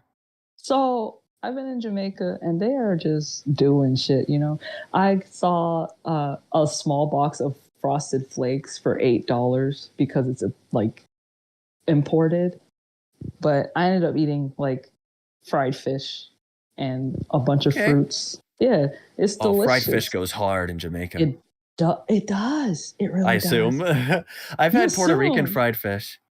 Oh, really? That was pretty good. Yeah. What do they put on that? I don't know. I just remember it was an entire fish and it was fried, and you could eat the eyeballs if you wanted. I think there was like lemon. Oh yeah, hold on. Oh, I had some of that before. It's really good. The fish was fry. Okay. wait, hold on. I found it. I found Rain Dog. He says, and I quote, "I just want to say that I appreciate each and every one of you." That's all he said. Just wanted to make That's all he said. Everyone knew I was telling the truth. Okay. I believed you. Are you going to put it on screen? Yeah, I'm putting it on screen. Okay. Real quick, though, you guys never talked about Transformers 1? I think we did. We did a little bit, I think. Mentioned it. I saw it, and I said that I saw it. Oh, because somebody's asking him, can they get a Transformers 1 segment? Don't listen to her. Why? I want to talk about Transformers 1. Okay. If you want to talk about it, just don't let this chat bully you around into talking about what they want to hear. No, it's just because I want to talk about it. That's all. Yeah. Okay. So I saw Transformers 1 3 times. It's a really good movie. I didn't see it one time. Why not? You got to go see it. It's probably not showing anywhere in the state of Alabama anymore. Really? Oh no. Luke called me on the phone like at 12 a.m. to kiki about Transformers 1. I know. So I was in that call. You were there. You was there too. I was in that call. You were there too. But it was a really fun movie. Already, it's the best Transformers movie to come out. I like the one from the 80s, but it's obviously better than that one. Better animated, better story. Like, if you haven't watched the 80s Transformers movie recently, I would recommend you do that. I still love it, but it's not as good as this one. It's better than all the Michael Bay movies, which isn't hard to do. Yeah, that's it. There are only Michael Bay movies and the original Transformers movie. So the bar was kind of low. I wish it the best. I hope it did well in the box office. I did like 3 runs of it to try and help, but hopefully it worked out for it. I haven't heard nothing about it since. I would like to see more movies sort of in this thread that they're starting to weave here. Because there is a bit of a sequel hook at the end of this, absolutely. and I think they've talked about like they're there is like a 3-movie plan or something. There's if they get to make more. Because I'm excited about that. But if they add humans, I cannot go and watch this movie. I don't think it's gonna go that far. It's just that it's like they're not gonna be animated well. It always happens, and I'm just like, I don't want to see humans. Well, maybe with the 3D. budget of like, I mean, it's not a crazy budget, but it's above like Discovery Family budget. What if they have like? I mean, they have Michael Bay, Steven Spielberg, and there was Steven. I think George Lucas was on the track too. Of this movie? Yeah, they had the money. Right. LucasArts was involved, so I was just like, okay, damn. So yeah, everybody was on the movie. I hope they get better voice actors. No shade, but I think this is something that like Lou and I disagreed with you on. Really? Yeah, don't you? I just thought they were doing impressions. I think I was the only one that was okay with Bumblebee. I was pleasant. I was actually a little surprised by Mr. Hemsworth's performance, because he kind of grows into the Optimus Prime role, and I think that's reflected in the performance. And I just say, I think he did a swell job. Like, I mean, I can agree with that. I don't think he did the worst job. It was definitely not like whatever that guy's name is in the Mario movie. Get out of here. Oh, no. Oh, I thought you were talking talking about Chris Pratt. Yeah, I thought you were just talking about the other. I didn't think he was Chris Pratt bad or anything. I just thought that like it just sounded like he was trying to do an impression of Peter Cullen. The guy who played Megatron, I thought he grew into the role. He got there. But it took me a little bit to get used to it. But I didn't think he did a bad job at all. Scarlett Johansson, she phoned that in. I'm sorry, everybody. I think she just phoned that in. She just good girl voice. She's kind of like the. Yeah. I was gonna say Aquafina. Ooh, I don't think she's that bad. Like she put in the call. She did what she needed to do and left. That's kind of where it's going. Like, she just did what she needed to do and move on. There's nothing wrong with that. Get your bag and go. Awkwafina overstays her welcome all the time. That's her problem. But Jesus. Yeah, I don't... Like, I think what bothered me was people being like, oh, these are the best performances. They're better than Peter Cullen and Frank Welker. No. Never say that dumb shit being said. Whenever celebrities, like, get a role in these kind of movies, I think people kind of try to overhype them if justified a bit. Like there was like when the Mario movie came out, I think people talked like a bit like they were given like the performances of a lifetime. Like, all right, calm down, they did acceptable. Like they're okay. Like let's not get crazy.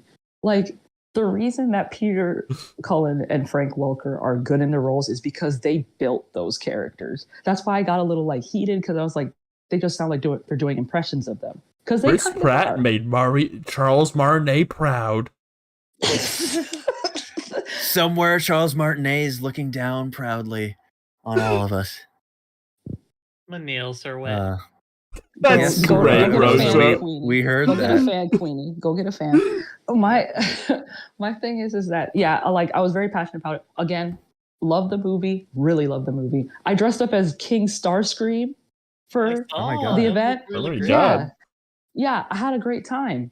Very fun. So I hope, I'm crossing my fingers for a second one, but I think the funniest thing about it was when I was like, oh, no spoilers, I don't want to spoil anybody. And Maddie was basically like, girl, how can you spoil something that's been going on for over 40 years? We know what happens. So I was just like, okay, well, girl, it's not wrong. We've been transforming. Epoxy puppy.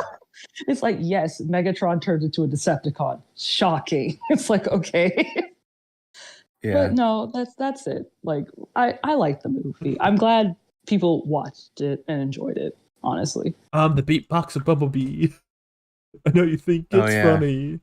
Dawn, you loved Keegan-Michael Key as Bumblebee. That was your favorite. I wasn't going crazy, but yes, celebrity-wise, I think it's just because the fact that Bumblebee hadn't had a voice for a very long time until 2015 when he had a show, and he just sounded like Sonic. I don't know how to describe it, but he's the first one in a long time to voice Bumblebee, And I don't know, I thought he did a good job. It was okay. I understand people being annoyed of him. I got it. I understood. But I thought he did okay. Yeah, I mean, that's fair. Also, somebody mentioned like Starscream being on screen for 2 seconds. Let me talk to you real quick.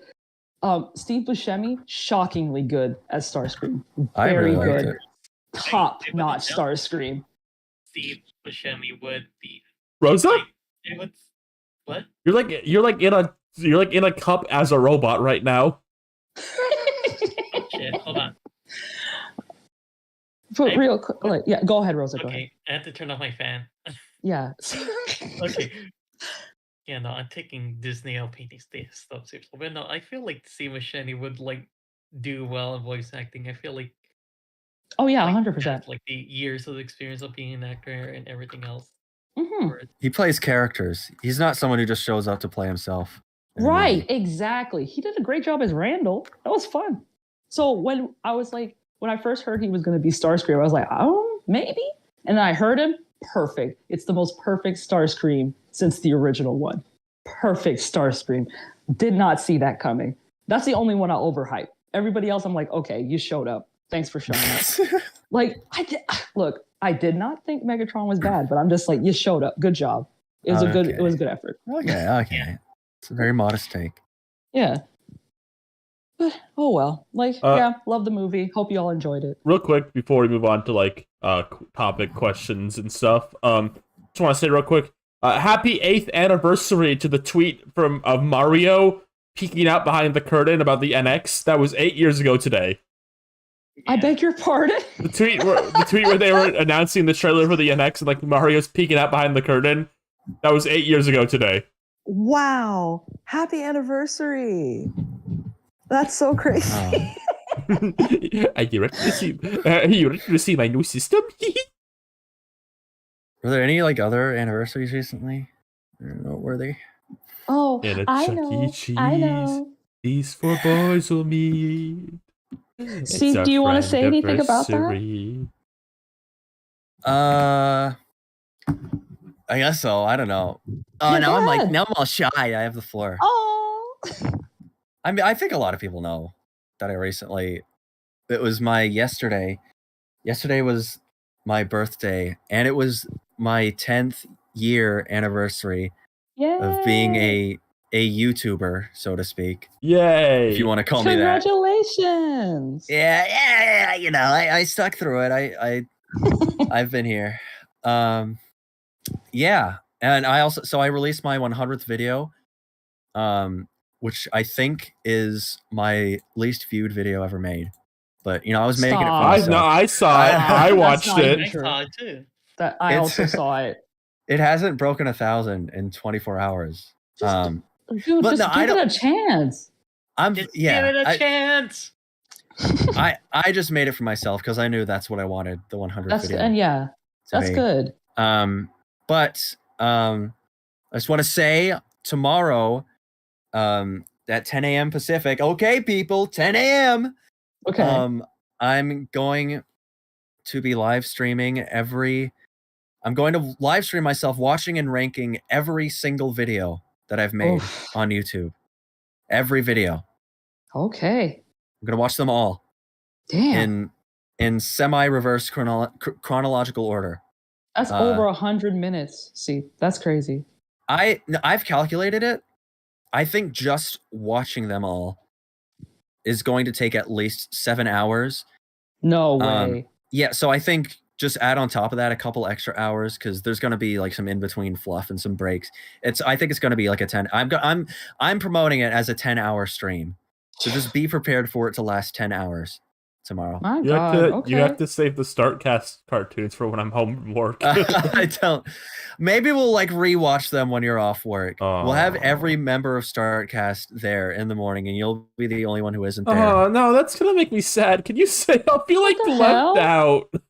No, see, do it later. I'm do it later. Cry if everyone's there for me. No, see, do it later. Come on. No, but because I have this. Okay, this is I've very rigorously ordered things out here. I made that whole tier list for you. You can't even throw me a bone with that. Come on. We can rewatch. My job already that's just adding on to the hours. Come on. My job already takes up so much of my time, and I get left out of so many things because of it. Oh my gosh, she's Cats crying. cartoon with my friends. See, please just rearrange it. Marge! Come on. Come on, see? We'll see. We'll see. Okay. We'll see. Okay. Your computer handles streaming while watching YouTube videos. Yes. No. Yes, it can. Because Steve has 2 computers. No. Well, no. I figured this out while I was playing Kirby fan games on Scratch. Okay. When I stream, I have to enable the hardware acceleration settings on the browser. Right. Yeah. I usually have that disabled because it doesn't let you like take screenshots. Mm-hmm. On Netflix, yeah. Oh, that explains it. Mm-hmm. Yeah. Yeah. So I just when I re-enable that, usually things run more smoothly. Okay. But I'm gonna be very wary of my setup. Like I don't want to touch anything. I don't want to stand up and like pull a wire on my laptop and it pulls my entire setup off my desk and it falls on the floor. Breaks That everything. happens to me sometimes. I scream every time that happens. How? Yeah, it happened to me before too. How are you people like wires? Where are you putting your wires? Me? Both of you. Like, are you like holding them in your like palms of your hand? No, it's because okay, my computer, it has the wire the charging wire. Okay, that's one. Headphone wire, that's 2. USB-C to HDMI, that's 3. Okay, then the 4th is the USB hub. Okay. Let's say 5th is the microphone that's plugged into the USB hub. You're killing me. 6th is the hard drive that's plugged into the USB hub. Steve, why isn't your hard drive in your computer? What's happening? Because I have a laptop. It only has so much space, so I need an external. I have a lot. That's where I keep all my like video. I have like so many files of like videos. You sound like you have like the laptop like a hacker dork in one of these movies. Like I'm gonna turn to you and go in English, please. Oh my god. There's enough wires so that like sometimes when I pull my chair out, it just pulls on one wire and then like the whole thing comes careening down. Okay. All right. Why don't you put the wires behind your desk? Because they're attached to the machine. No. In front of me. Okay. All right. See. Listen, I know what kind of life I'm living right now. I understand. I don't like it either. You on the hard knock life. Like this is bad. It's not that bad. It's not that bad. We want to take some questions from the Startcast Discord from our YouTube members that you could join, by the way. Yeah, do that. Can I talk about something quickly? Yeah. Sure. Recently, last weekend, I played Born Kids 64. We're gonna do that segment. I'm just gonna do the topics first because we had so few this week. I'm gonna do that, and then we're gonna do what we played or watched. Yes. Let's see here. I'm getting a lot of Dragon Ball questions. Don, do you want to just talk about Dragon Ball? Yeah, sure. Me too. The new one? Oh, yeah, you watched that too. Yeah, Ryan, I'm like, how can you like date Latina and then like not ask, you want to talk about Dragon Ball? I'm sorry. My Latinx girlfriend. By now. It's I'm in the sorry. guidebook. It's in the guidebook. Oh boy. Yeah. Go ahead. Just in general? I don't know. Talk about the baby one. We're the one with their babies. Right. Yeah. Oh yeah. I just saw the second one. I didn't see the second. Please don't spoil that. Please don't spoil. I didn't get to see it. It's really good, but like. Jesus. Okay. But yeah, baby Dragon Ball Z is the best idea they've ever had. I've been asking for this since Super ended. I said, can you please make Goku and Vegeta babies? And they went ahead and did that. Very impressed with it so far. Enjoyed that. It's like takes place right after the Boo arc, but before Super starts. Mm-hmm. So sadly, no Theo Breeris or Whis. Sad. Donkey Kong House? No Whis.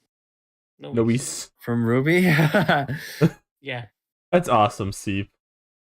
Sorry. That's a callback. Cookies. I like the babies. They're fun. They're cute. It's kind of like a retread of like GT, except they like now it's everyone's problem. Yeah, now they want to actually acknowledge this happening. So I think it's working out. No, it's going to be fun. Really I'm going to try and keep up with it because I actually do really like the idea and I want to see what funny things they get up to. Yeah, I like that they also added in like Daima Goku as like a character in Sparking. Yeah, that's right. That's fun. Yeah. I just don't know how it's going to work with like Kid Goku and also GT Goku that is also a baby. I know GT Goku is in that. He can't. There's multiple Gokus that are babies. Yes. The thing is, but it's not enough to have 5 separate characters that look like Goku. We have to have 2. We have to have 2 Gokus now. 2 to 3 baby Gokus. Yes. 2 to 3 baby Gokus. Yes. Yeah. Do you want me to name all the characters that look like Goku? No, I guess you want to do that right now, so I guess I won't stop you. Go ahead, Rosa. So the Gokus. So we have base Goku, Super Saiyan Goku, Super Saiyan 2 Goku, Super Saiyan 3 Goku, Super Saiyan God Goku, Super Saiyan God Blue Goku, Ultra Instinct Shaggy Goku, but like awakened Ultra Instinct Goku. Let's see who else. I feel like I'm watching one of those power scaling like power level videos right now. We have to talk about no. Add Bardock. We're trying I was about to say Bardock. Right. Bardock from the original Bardock from the Bardock special and Bardock from Dragon Ball Super. And Gandalf the Great and Gandalf the White and Mighty Python of the Holy Grail's Black Knight. Goku Black, Goku White. Goku Black. What Goku White? Goku Super Saiyan 2X. We got Goku as Hermanos. You know what I'm talking about. El Hermano? No. El Hermano. El Hermano is like Jiren's brother. That's not a Goku. You're right. Sorry. Jiren's brother, El Hermano. God, what was that? Turles? You forgot Turles? Yeah, Turles. I was gonna bring up Turles. Turlet? Turlet. Yeah, Turles. Yeah, and Turlet. I mean a Turlet. You forgot Super Saiyan 4. Oh, right, you're right. Super Saiyan 4 Goku. Yeah. There's Gogeta, Vegito. Oh, I don't know if they count. I thought this was going to take like 10 seconds for you to do. No, girl. There are a bunch of them. I know there are, but like, holy crap. And we got GT Kid Goku, GT Goku. I thought you were just gonna name all the characters. I thought you were just gonna name all the characters that look like Goku. That's what That's what the promise of the delivery was. Now you're just naming every distinct version of Goku. What is there like Goku when he was like in his summer outfit?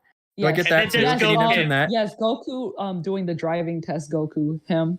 And Goten. Kid Goten specifically because when he's like an adult. Yes, when he's like a teenager, he grows his hair out. Oh, somebody pointed out that Goten is a Goku. Yes, you are correct. It is Goten.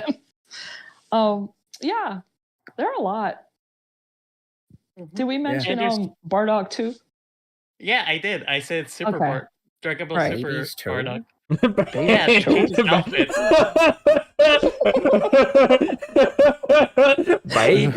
Babies too. Babies too. Oh, Super Saiyan 5 Goku. Kaioken Goku. You forgot Kaioken. Yeah. Oh, and Kaioken Super Saiyan Blue Goku. And Dick Donner. Oh, that's a good one. Okay. Yeah. Oh, and false Super Saiyan Goku. Yeah. Yeah. Oh, and Christmas suit Goku with the Santa outfit. Yes.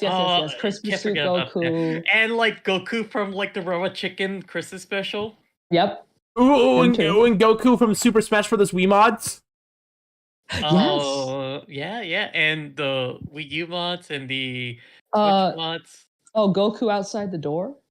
Yeah, Goku outside the door, of course. Yeah, let him in. Shirtless Goku. Shirtless Goku, and then there's lesbian coded Goku, and then it's the that's just all the Goku. True, and then there's send this to somebody who is always pregnant Goku, Yeah. Yeah. Do you know that Goku also showed up in Are you like still naming Gokus? So what's the next question, Ryan? Next question. Okay, the next question is, if it's not already on the docket, any thoughts on the $100 Nintendo clock? Oh, bullshit. The end. Oh, Next right. question. That's If fun. I- I watched. What? Oh, go ahead. What, Go ahead, Steve. Go ahead, Steve. Oh, okay. I watched the Arlo made a video about this, like on topic Arlo. And Arlo did predict this. He said the Switch 2 was going to have like a built-in clock that can like see you, and when you like walk in the room, it like waves at you with like characters and stuff. So No, Arlo because- predicted like an interactive Nintendo clock. That's funny. That was on the But- video. I drew the pictures on that video, his Switch Oh. predictions video. He said people hated that video because they said That's Nintendo crazy would never because make he was that. right. He was right. He was so- kind of right. It Yeah. wasn't this on the Switch 2, but there is a Nintendo device that watches you Mhm. and has little characters on a clock. So the way I learned about this was I was watching a Mega 64 podcast and Rocco was talking about what it was supposed to do. Yes. He was kind of listing out like how it's not even a circular digital face. It's like a little square and you can put little plates on it. And he said that you had to basically be single to use it because it only detects one person. So if you live with somebody else, it doesn't work. Yeah. So I was just like, okay, well, it's $100 for bullshit, basically, is what it sounded like to me. It probably means something to someone Right. out And there. it's a peripheral. But It's a peripheral. Like it looks cute. yeah, you get So- to have Nintendo follow you in every stage of your life. That's a little scary, actually. Never mind. Uh, I'm good. What do you think, And- Rosa? the part where like you have to be single to use it is like, that's the killer for me. You Look think at so? you bragging. Okay. All right. I mean, Yeah. we get it. I sleep on the big bed for 2 people. Okay. well, is there another person in Alright. there right now? Yeah, put it in. Oh, they're gonna detect Kuru. I think for most Nintendo fans, that will not be a deal breaker. That Sorry. that is actually something that one of the Mega 64 guys said. Actually, so Yeah, I mean, it's true.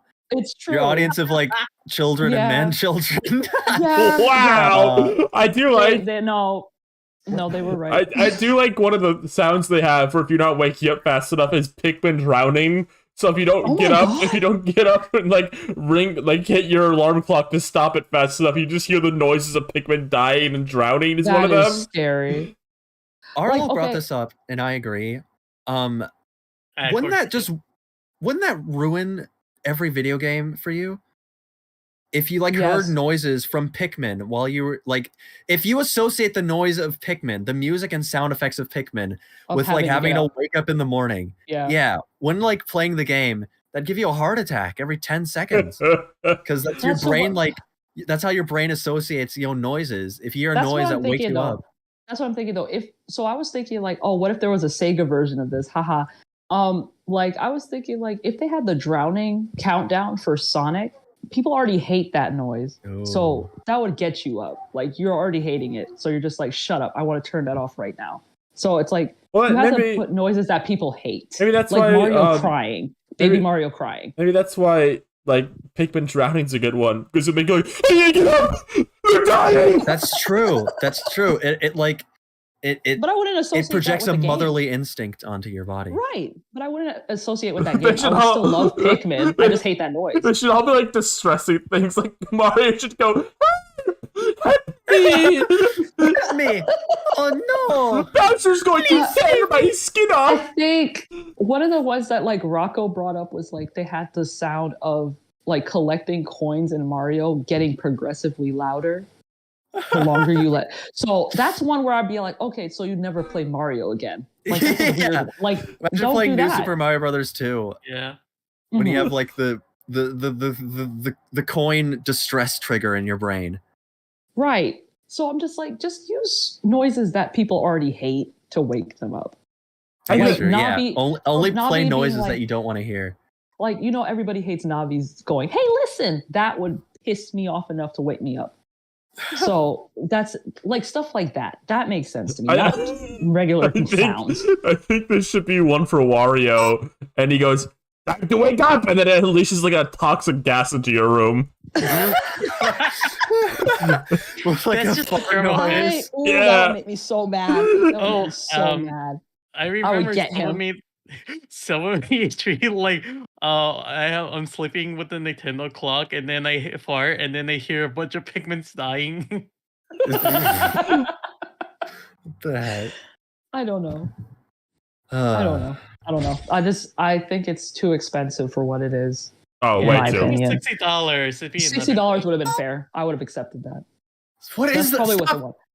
Sorry, that made me really mad. That was Lester.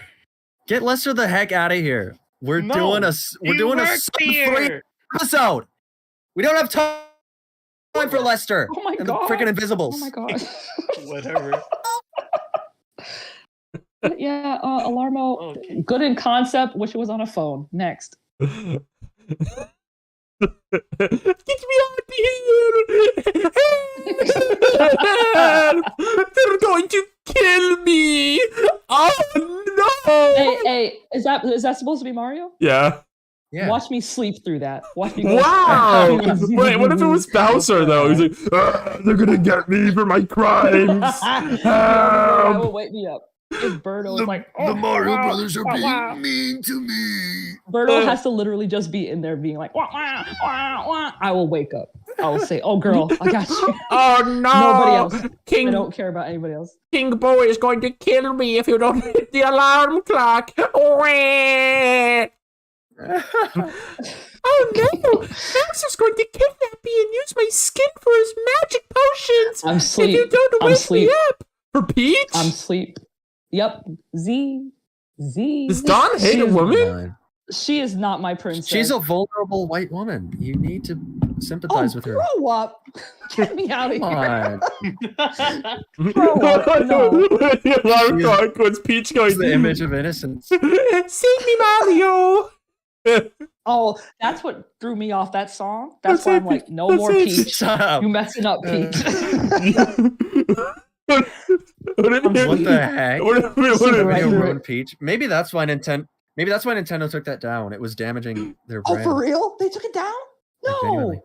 They did take the original video down. They did. Oh my god. That video is so good. That's crazy. I love that. Gone. What? I was gonna say, what if you wake up? I love that guy. What if you wake up and you hear your alarm clock makes like a crowd cheering noise, like a large crowd is cheering, like what's going on? And then you hear like, today's the day we behead Donkey Kong, and he just goes. I love Donkey Kong, so I'll wake up to save him. It's like no. That's insanity. I feel like if I heard, I would think that was real. If I heard that, like first thing in the morning. No, see, because you'll be like in lucid dreaming, and you think everything is hyper like that, like it's real right now. You're waking up crying. Yes, Donkey Kong's gonna get executed. There's a Starbucks one where like they're crashing, and the longer you take, the more characters Fox mentions are like dying. Like, oh god, Pepe's ship just exploded. At least me and Falcon, Slippy are still right. You gotta hit the alarm clock, pal. Slippy just died. Really funny. That's like an extremely dramatic like radio drama. All Man by like the Star Fox like voice cast. And you just hear them crashing. No, after the other. Because that's crazy to me. Now, I want to bring up the possibility that people are going to try to mod this. Okay. And if it's successful, you know what we're gonna wake up to? What? Dexter's Lab. What is it? What was that? See, Ryan, you didn't know what that was. What? Get in there. Are you just bored right now, Rosa? Are we boring you? Do we bore you? That's not true. Sorry, I was thinking of another one where it's like Wii Fit Trainer in the electric chair. She goes, I'm gonna get fired. I'm gonna get fired up. You better hit that alarm clock before I get launched up. Help me. Ryan. Yeah? Do you need help?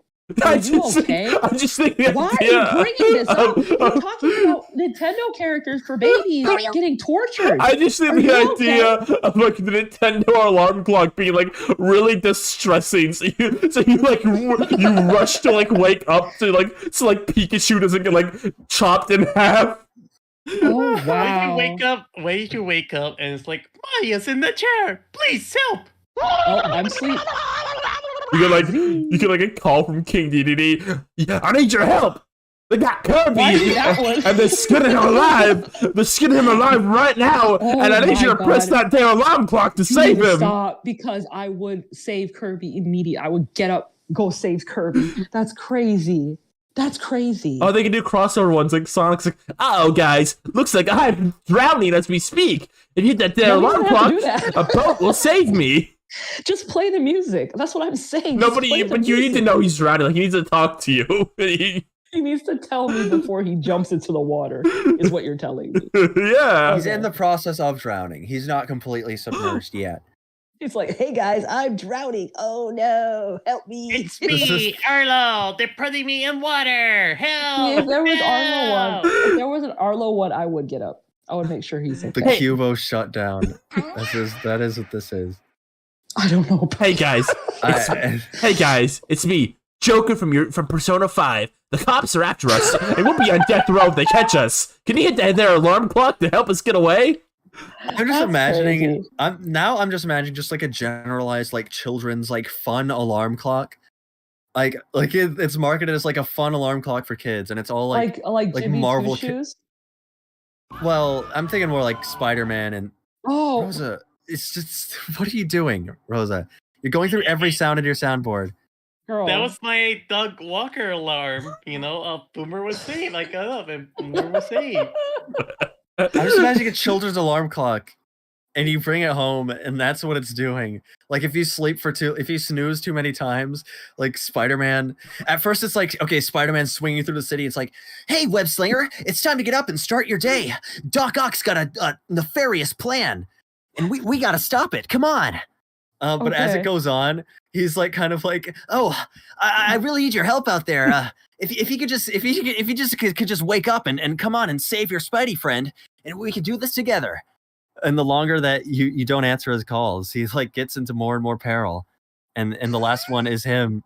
Like he's like pinned down. It's like, Spidey friend, I don't know if I'm gonna make it. This dastardly invention, it's too powerful for me. This is insane. I like it.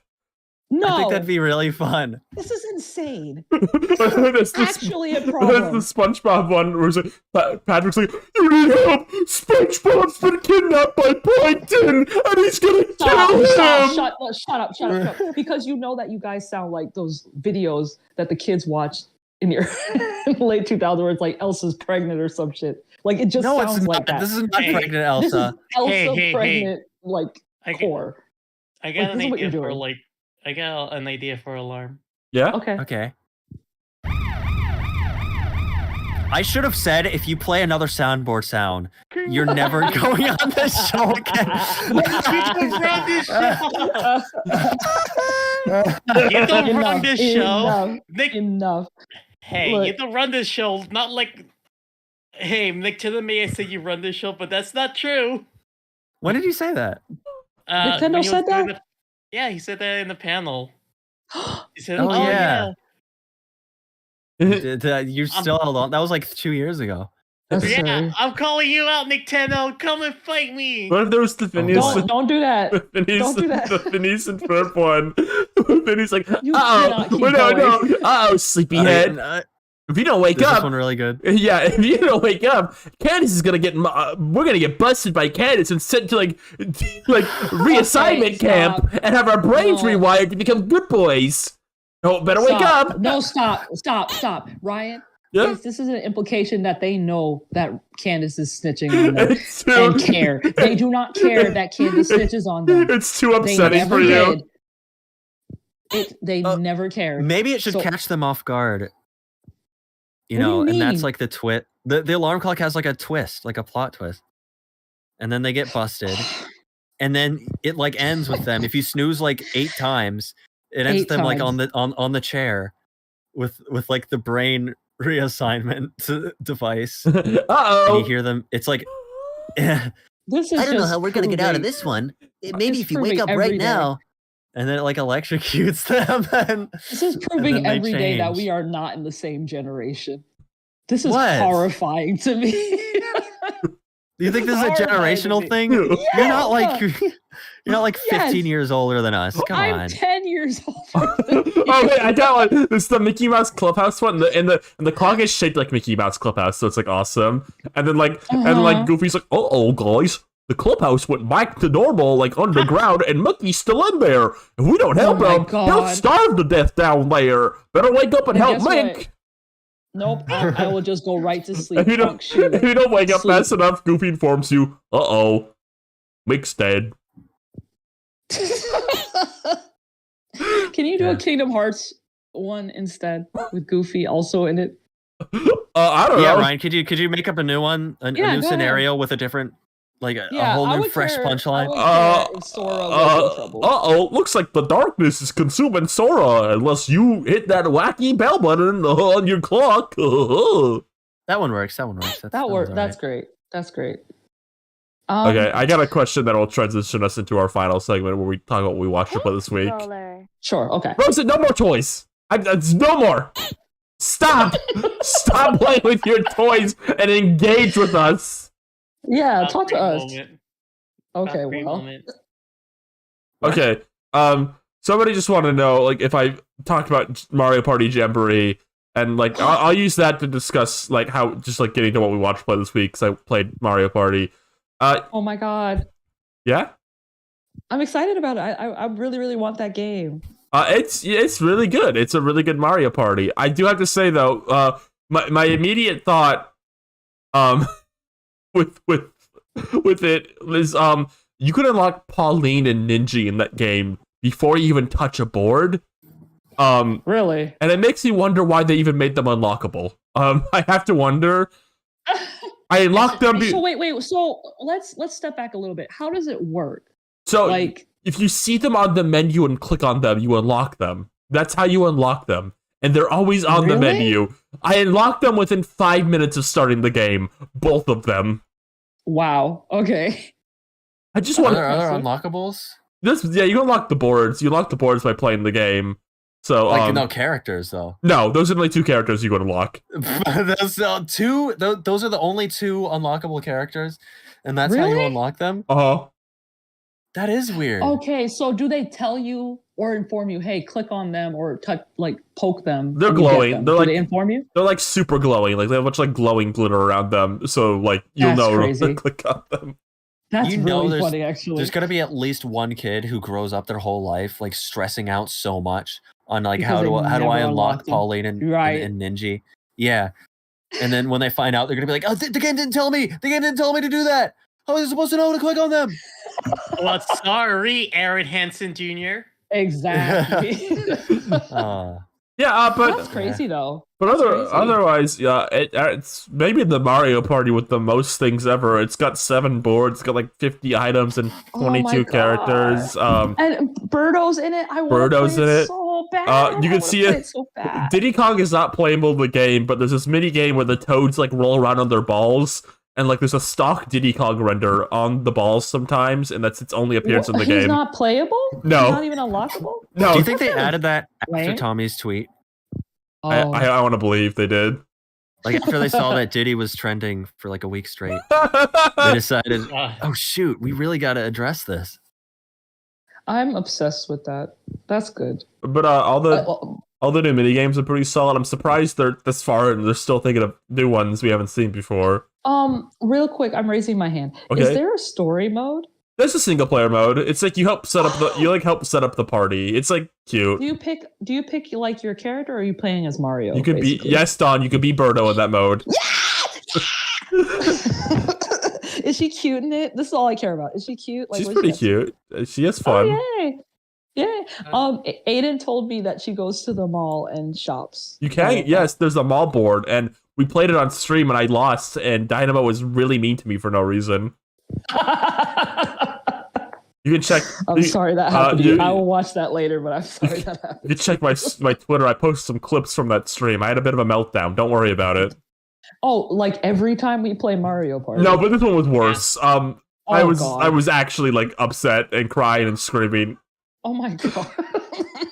I know there's been some complaints about from Mario Party heads about like the economy of this game because you do get a lot of coins, but I think it's balanced out by like it's really easy to lose stuff in this game too. I think this game has an insane economy. That's how I would describe it. Like you're constantly gaining and losing stuff. There's a lot of just insane mechanics.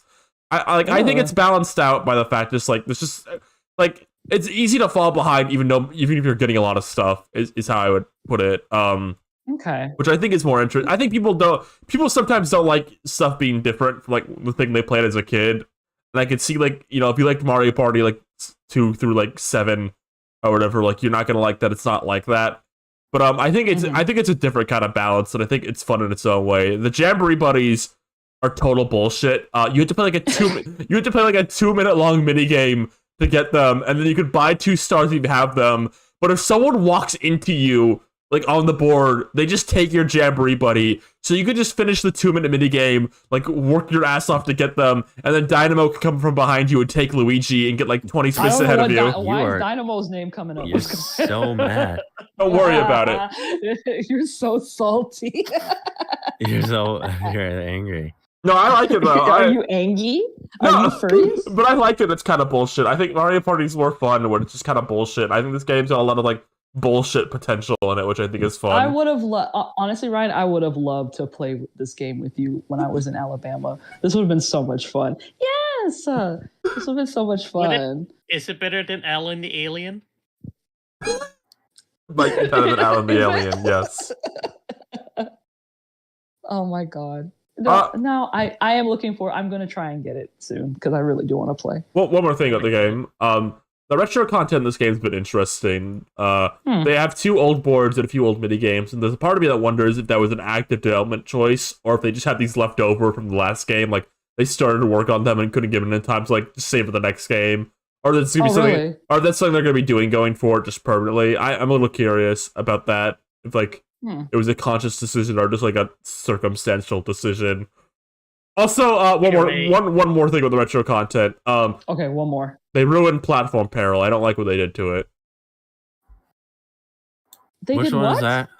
Have you played Mario Party 2 before? It's like the one where you just jump on the platforms. Oh, with the vine? No, or is that a different one? No, it's whatever. It's just like you would jump from platform to platform.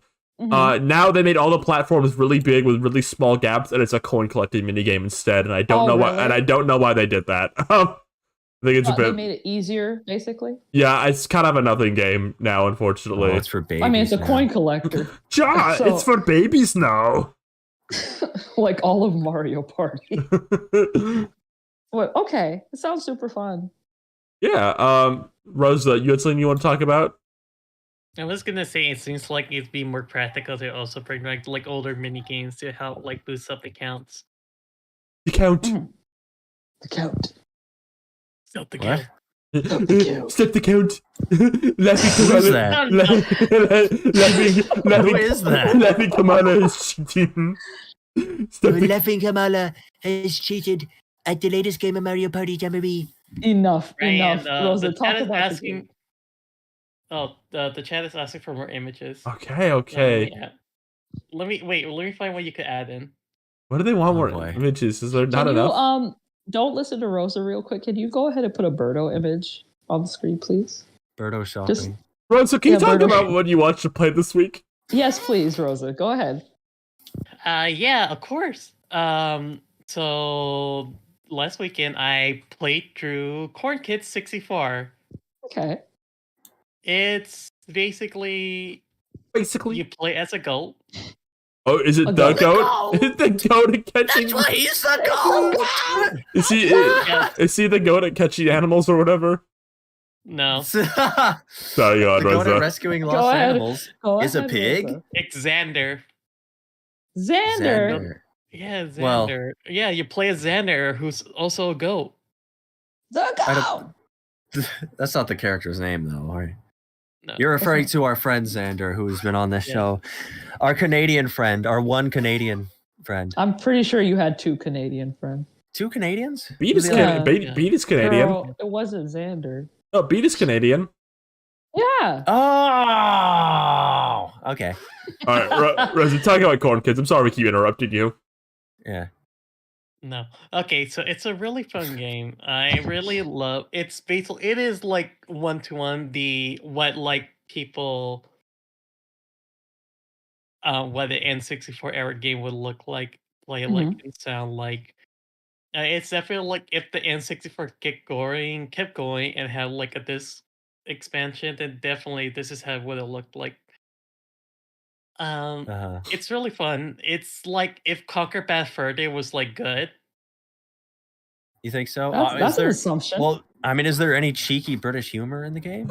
Yeah, does he piss in like a demon's balls or something like that? Because if not, then you can't say that it's. I mean, no, but it has some good. No, but it has like its own type of humor. I think it's kind of like, man, you people should have like assassinated like the owl in the first place or something. Okay, that sounds fun. No, its humor is really good. Okay. Is it a free really game? No, but it's really cheap. It's super short. Surprisingly, Is it a free game? Don, you asked that like someone's grandma. Hey, see, I haven't been on the internet for good over like a month. Oh, I am someone's grandpa. Do you play this game on your phone? I'm gonna be that in 2 weeks. I promise. You play this game on your TV? Is that how you play it? But it controls well. It plays well. It's just like really fun to like play through. You could change the settings and add in different filters to like emulate like CRT, and it gives you like different kinds of ways, type of filters to do that, like to adjust it to the way it fits for you. So it's really nice. It has good options. It's just really fun to play. I just love how violent like the hits are, like when you punch an enemy or when you violence. It's just like in the game. Yeah, cartoon violence. You're doing it again. You did that. You're doing it on purpose. But it's just kind of. It just feels good to like beat on something or like just see yourself like fall from a Okay, I'm really starting to wonder if y'all are okay. Like, Seif and Ryan were torturing beloved cartoon characters for about like 15 minutes, and now Rosie, you're talking about beating on shit. Is everything okay? Yeah, no, he was beating up demons. Okay. It's fine to beat up demons. Yeah, it's fine. To beat up Ned demons. Flanders dialogue. We gotta be like God's warriors or whatever. We're beating up demons. No, locally doggly do then. But I just love how like it's just really fun. It's only has one world, but it's still just like worth playing. Yeah, I mean, we got one world, and we got to treat it right. See, I'm gonna kill you. like, I'm sorry. Continue. We're just adding our flavor to the conversation. This is a conversation. No, Rose is fine. This is not a conversation. Rose is telling us about the game she played. Okay. Go ahead, Rose. So it's really fun. Again, just one world, but damn, it's a really good world. A good Halloween game. Play for Halloween. It's almost Halloween. Play it. It's pretty cheap. Okay. Worth playing. Yes. I love it. I wonder if there's gonna be more because like from what I heard, it was in development for a long time, and it just like for what it has, it's like really, really, really good. It just feels super good. Imagine Conker was like this good. Really, I really don't know why you're throwing shade. Yeah, at Conker. Is this what you dream about every night, Rosa? No. I actually played Conker Bad Fur Day, and like when I was going through a second playthrough on that, I just realized like, wow, I remember how. Wow, I've been telling myself, wow, this part is gonna suck ass like every minute. Oh. Yeah, no, like playing through Conker Bad Fur Day like sucks ass. It controls so badly. You're gonna feel so because much. It was controlled by the worst controller ever made. Rosa, you're gonna feel so much regret when Conker looks at the screen with his text bubble and goes, no respect. Someone's got no respect for the classics. Is that what he sounds like? It is what he sounds like. Oh my god! It's been a while since I looked at him. Yeah. It's a decent game to play through once, but like if you try to go back, I feel like if you like the moment you start heading back into it, you're gonna realize like, wow, I hate everything about this part. Oh And then wow! leave, and then just keep playing, and then just play the multiplayer. I don't know what getting Conker drunk. did to you. Kind of like getting drunk Yeah. on the weekends. Nothing. Yeah. It just being like a badly. It's just like a bad, not a good game to play.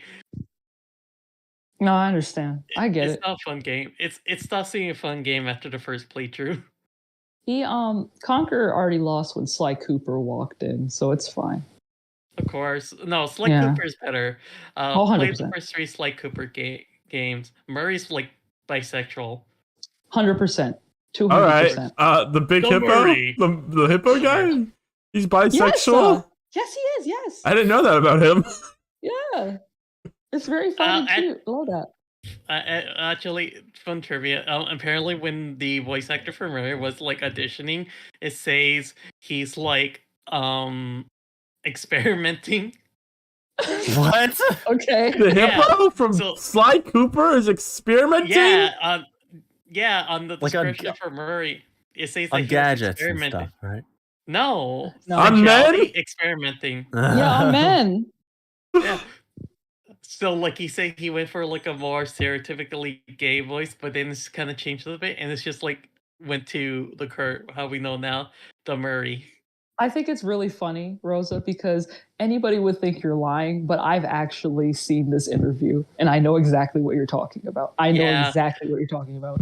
There's a lot It's of very behind the funny. scenes info. Yeah, there's a lot of behind the scene info. It's like Cooper out there. It's really funny. I wish, on the other hand, I also wish we got Conker's 12 Tail and see what a Conker game with like better, tighter controls looks like. I feel like they put that on the GameCube. I feel like I'm gonna be targeted today. No, if we I don't know what Conker did. We gotta get past him.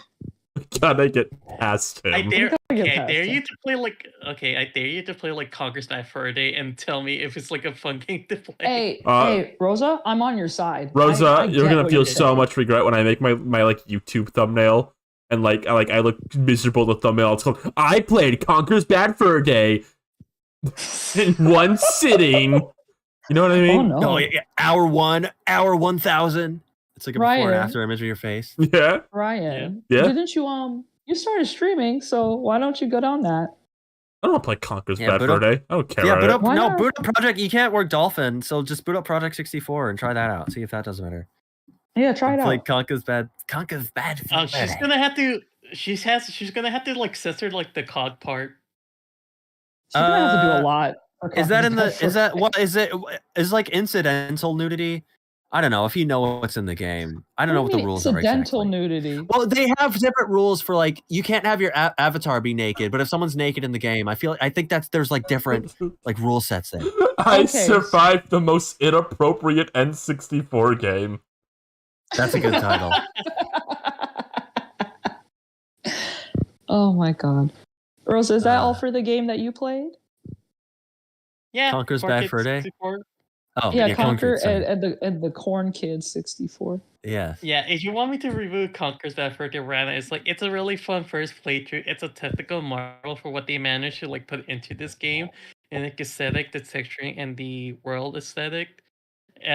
Pretty impressive like liquid effects that ages better than like because the piss effects was really cool. Rose, I'm doing this in the most loving way possible. I'm just imagining a chat comment says she's talked about Conker's Bad Fur Day more than she's talked about Corn Kid 64. Because listen to me, because that's already good. She wants to make a case for Conker, but also say it sucks. Keep up. Yeah, but it's different when she does that. Mamma mia! Yeah, it's different. Mamma mia!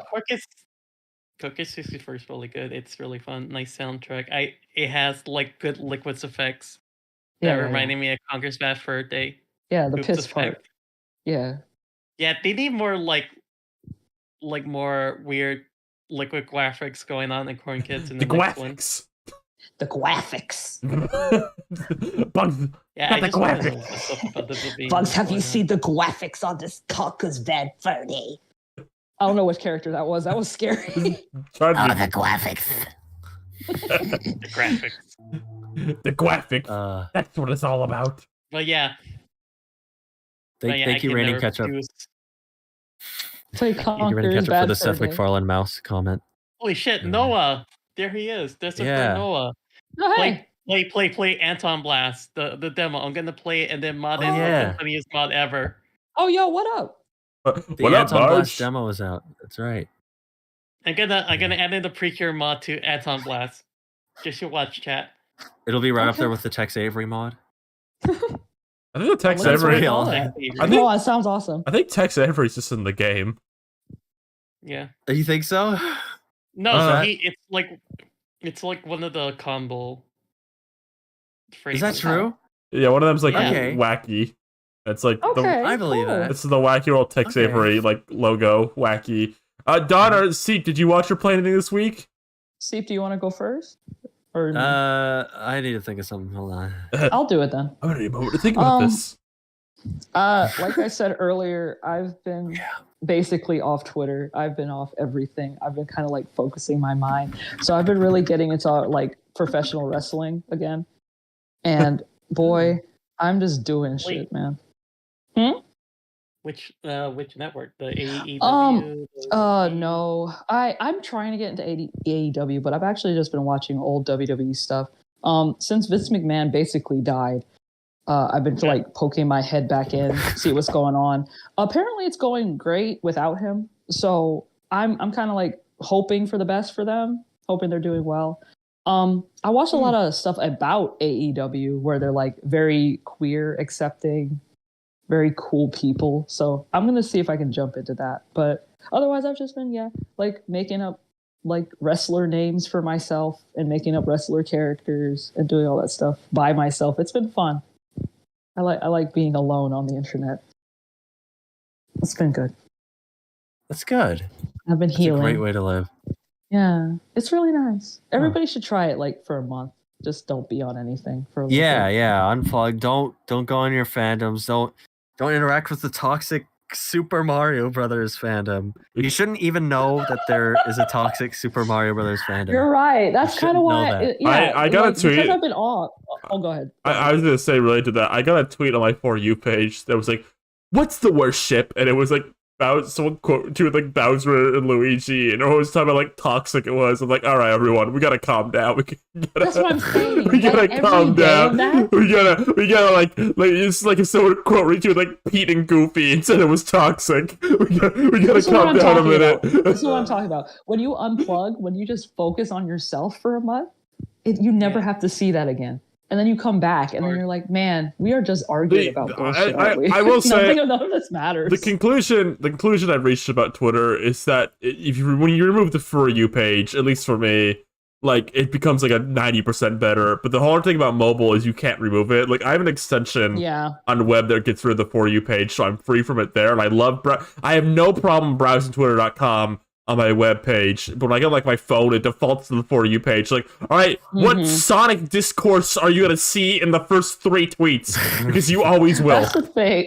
That's the thing, though. But like, the For You page has saved me because when I go on my regular like followers page, people are retweeting stuff that literally gives me a panic attack every time I see it. So that's why I'm like, I gotta stop. So For You has just been like Transformers. Just dumb shit in the Final Fantasy 14 stuff. Yeah, it depends on who you are and what's going on. So that's why I'm like, okay. That's where,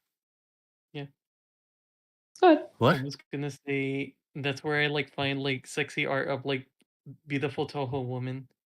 Exactly. Well, you guys are all lucky because you're getting Transformers tweets and like sexy Toho woman. I'm getting like, has Sega removed the heterosexual love of the Sonic the Hedgehog franchise? I get like tweets like that. You can always just go on to Blue Sky. So funny. And you also just go to Blue Sky. I have been enjoying that too. Yeah. I went on that. It's more enjoyable. Because like I can't move. I gotta win. Too commercialized. I said, you gotta win. You gotta win. Yeah, I'm just lazy because I don't want to have to like set a profile picture and go on my files and find the picture. I don't and set up my like the freaking banner image and write a description. No, bestie. No, I don't want to do. I'm not doing all that again. I'm gonna. I don't want to do that anymore. Pope Seep. I'll just send you the Pope Seep image. And I know, but it's just like that's enough of a barrier where it's like I don't need to do it more than I don't want to do. My thing is I am the in between of a small artist and a big artist. I'm a medium-sized artist. And moving social, yeah, I'm a mid artist, and moving social media is would be like wrecking to me. Because like if you're a big person on social media, or like if you're like a big streamer or artist, like and you move, people will follow and pay attention. If you're a small streamer or artist, it don't matter too much. If you're a medium size, nobody's gonna care, and you'll feel bad. Ryan, stop, because number one, Ryan is so much harder than any of us. Ryan suffers more than any of us. I've been through all kinds of discrimination, but Ryan, she's been through it all. She knows the truth. Ryan, but no, listen, nobody said you had to get rid of your Twitter. I want to move social to Blue media. Sky just to chill. Also, real quick, they have a good tagging system for art. So that was all I was bringing up. They actually have a tagging system. It's a good tagging system. My point is, like, you don't have to leave Twitter. No, I get it. I don't want to think about tagging systems. I'm here on Twitter to win. No tagging, no hashtags. Elon Musk. No ads. Listen, what made me really pop onto Blue Sky is like, oh man, I could just have a second blog just to draw beautiful Toho women with her chest out. Exactly, and it's okay. Maybe they should just make the Toho social media. That could be bad. They should not put Toho fans all in one place. That'd be a disaster. That would be crazy. Right. No, that'd be the worst. I know by experience when you get in touch with the wrong Toho fans. If you think Twitter right now is a platform that platforms Nazis, the Toho one would be even worse. Oh my god! Come on. Come on. That's like Zoom that'll be the first Toho platform that Zoom will.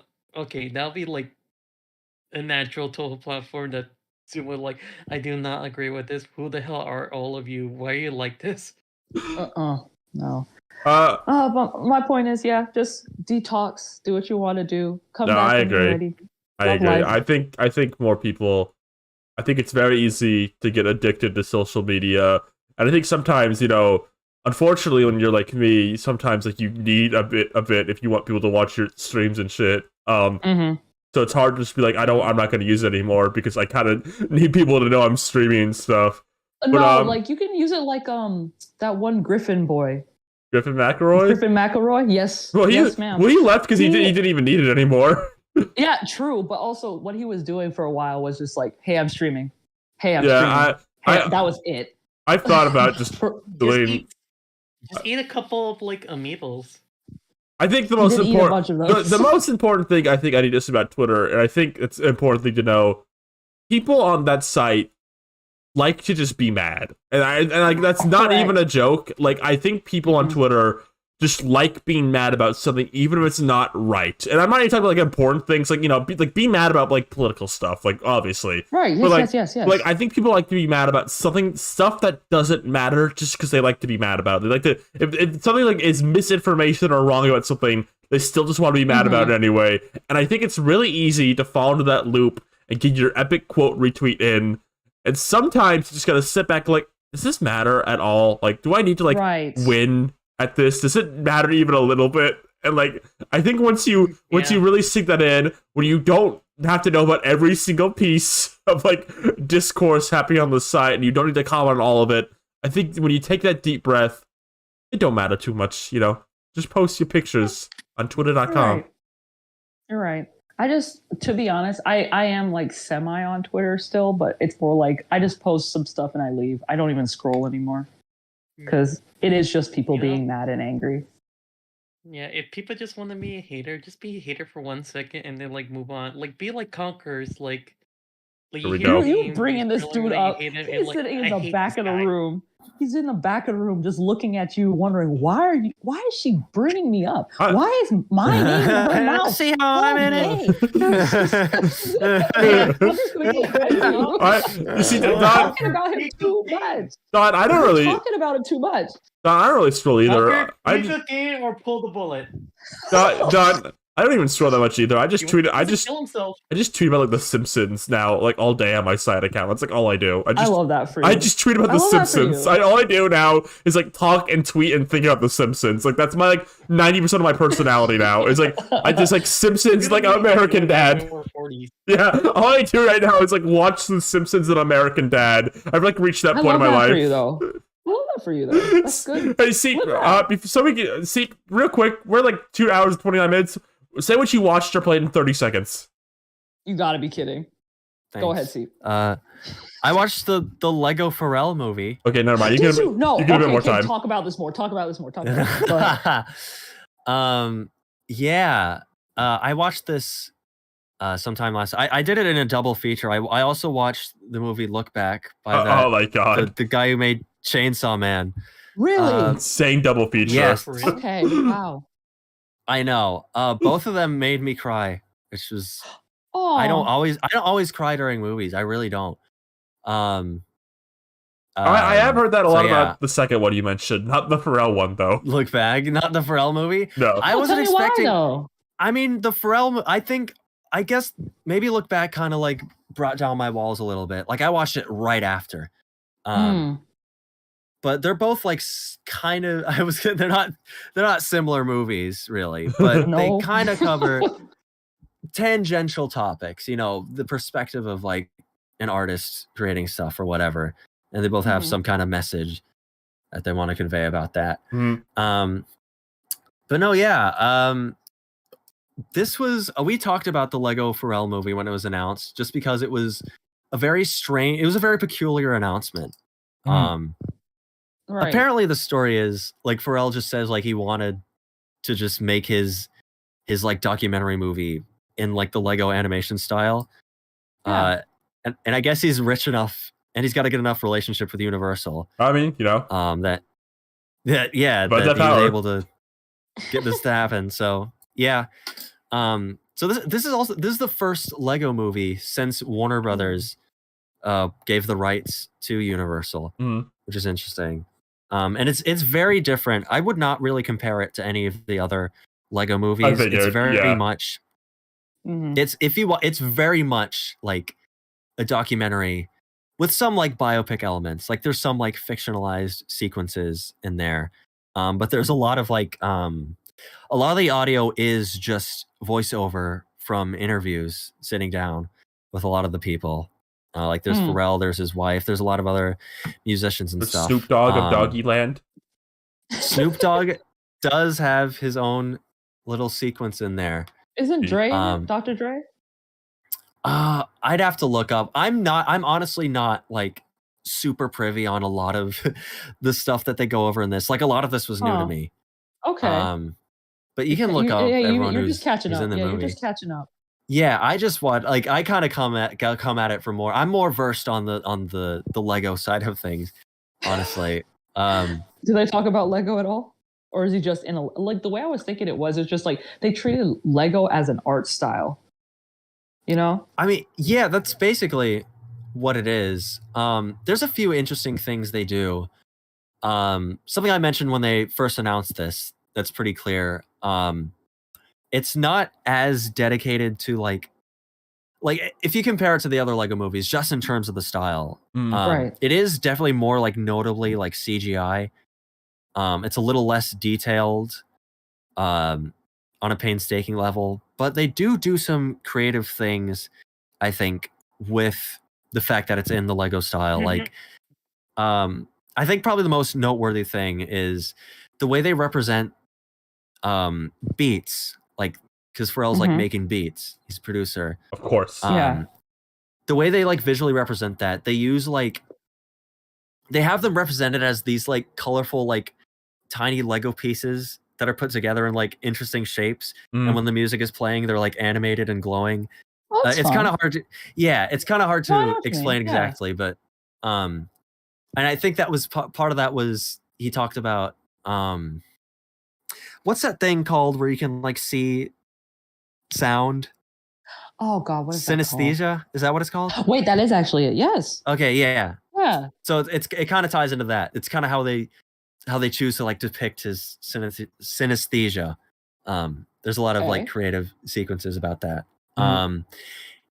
And also it just kind of at the very end, it kind of has it's like it ties it back in with the Lego theme, like how he like sees life as like pieces that you can put together or whatever. He puts it more poetically in the actual movie. But I was actually I guess I was a little surprised. Like it was a pretty good movie. It wasn't just like, I guess the fear of this is that it would be, I don't know, like a very like prettied up, sanitized version of someone's life. And it's not like super gritty. Self-aggrandizing. Yeah, right. Did you think he kept it down to earth? Is basically it? I think so, because he's talking it feels, I mean, maybe he's making all this up, but like, they're talking to him, they're talking to his family, they're talking to his friends. It feels pretty genuine to me, at least. And I think that's why it kind of it affected me emotionally a little bit because of that. So yeah, I actually enjoyed it. I think I guess I'd recommend it if you seem interested in learning about the life of Pharrell and his musical history. I was actually interested when the first trailer dropped. I was interested in seeing, so I might look at it, see what's going on. It's definitely one of the most interesting like ways to portray one of these like kind of documentary stories. Yeah. Do they reference the Family Guy scene where Peter's in the car listening to it? Ryan, you cannot engage with anything. No, I'm just saying this whole time I was thinking about the scene. You're thinking about Goo Gaga, Family Guy shit. I was just thinking of the scene where like never just engage with I was thinking of the scene where Peter's in the car crying, and then Happy starts playing, he starts dancing, and he goes, "I'm very easily persuaded by music." I like. Okay. I like how Don is like just talking to you like a disappointed older brother. I think I'm just getting to that age now. I'm turning 31 on Monday, so I'm just getting tired. Maybe that's it. Oh man, I have like less than 3 years left to like start playing Xenoblade Chronicles. Why can't you play it now? What does that mean? Well, actually, would you play it, Don? I no. See, maybe that's the biological clock that we really need to worry about. Girl, shut up. That's the wall. No. Everyone hits their wall where they're too old to play Xenoblade. No. Go ahead, Rosa. No, I said in my 30s I was gonna play the trilogy of Xenoblade because I felt like I was gonna have more time to. In your 30s? When did you say that? When you were like 15? No. When you were 26. When did you say it? Around the time the third game came out, a little after. Okay. Well, I wish you luck with that. I was never interested in it, so I missed my mark to get into it, I guess. See, what was the second movie you watched? You want to talk about that just real quick? Look back. Yeah. I feel like I'm less equipped to talk about it because it's very good, but it's very like, I don't know what to say about it other than it's like really good. That one really hit hard. I knew nothing about it going into it. Oh wow. I just saw it was on like the AMC app, and I was like, okay, like I want to check this out. The screenings are a little more limited, so I was like, oh damn, I should catch this. I should catch this before it goes away. But no, I mean, if Look Back is showing anywhere near you, I think you should definitely go see it. It's like very sad. There's yeah. I don't know if you know anything about it. There's something that happens in that movie, like where it just like completely. There's like a huge shift that happens in that. Yeah. I don't want to actually hear too much about it because I do actually want to go in blind. I don't know anything about it, so I'm not going to spoil anything about the plot specifically, but it's about these two. It's like the relationship between these two artists, these two girls, and you kind of see them throughout their lives from like elementary school to college. Oh wow. Okay. And yeah, if you're someone who likes to like make art and stuff, and you like to do drawings, then it's probably going to be very emotionally resonant for you. Okay. Yeah, I'll give it a watch. Yeah. I really loved the art style of it. I mean, I said it's I don't know the guy's name, the Chainsaw Man creator. Mm-hmm.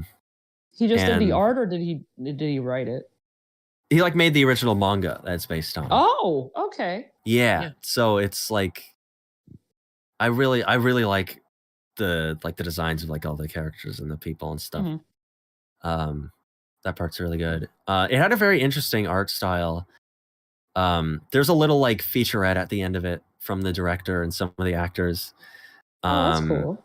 Yeah, they talked about how they wanted to maintain some of the imperfections you see in like sketching and drawing on the actual animation. So you can kind of see that in certain scenes, like certain lines overlap where they'd normally get cleaned up and stuff. Mm-hmm. That was really interesting. I really liked that whole side of it.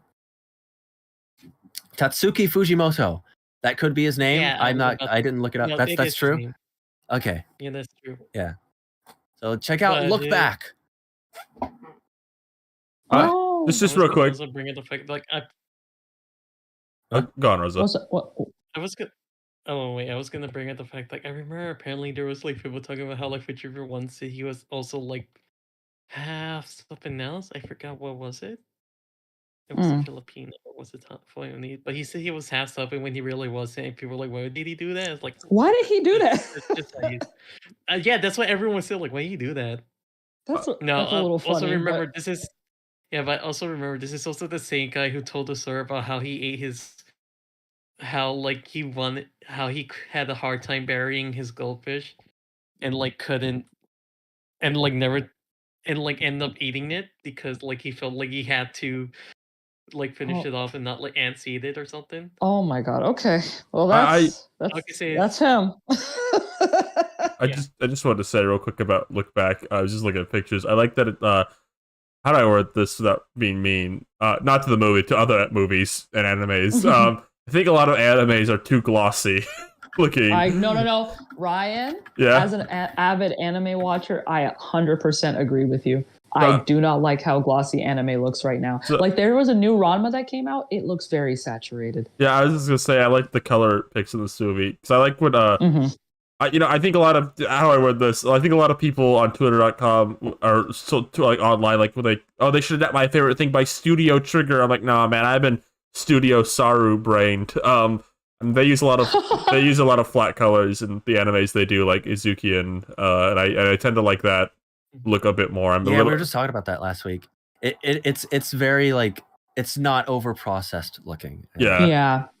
And that's to its benefit because I think I would say even like even their other work, like Scott Pilgrim is pretty like bright, but I would say it's glossy, which is something I liked about that show's visual direction too. I'm just a little over like very glossy look, and I like when anime studios aren't as glossy looking. I hope glossy is the word that makes sense here and everyone understands what I mean. I would use like I usually say airbrushed or something like that, just very like perfect looking, very polished.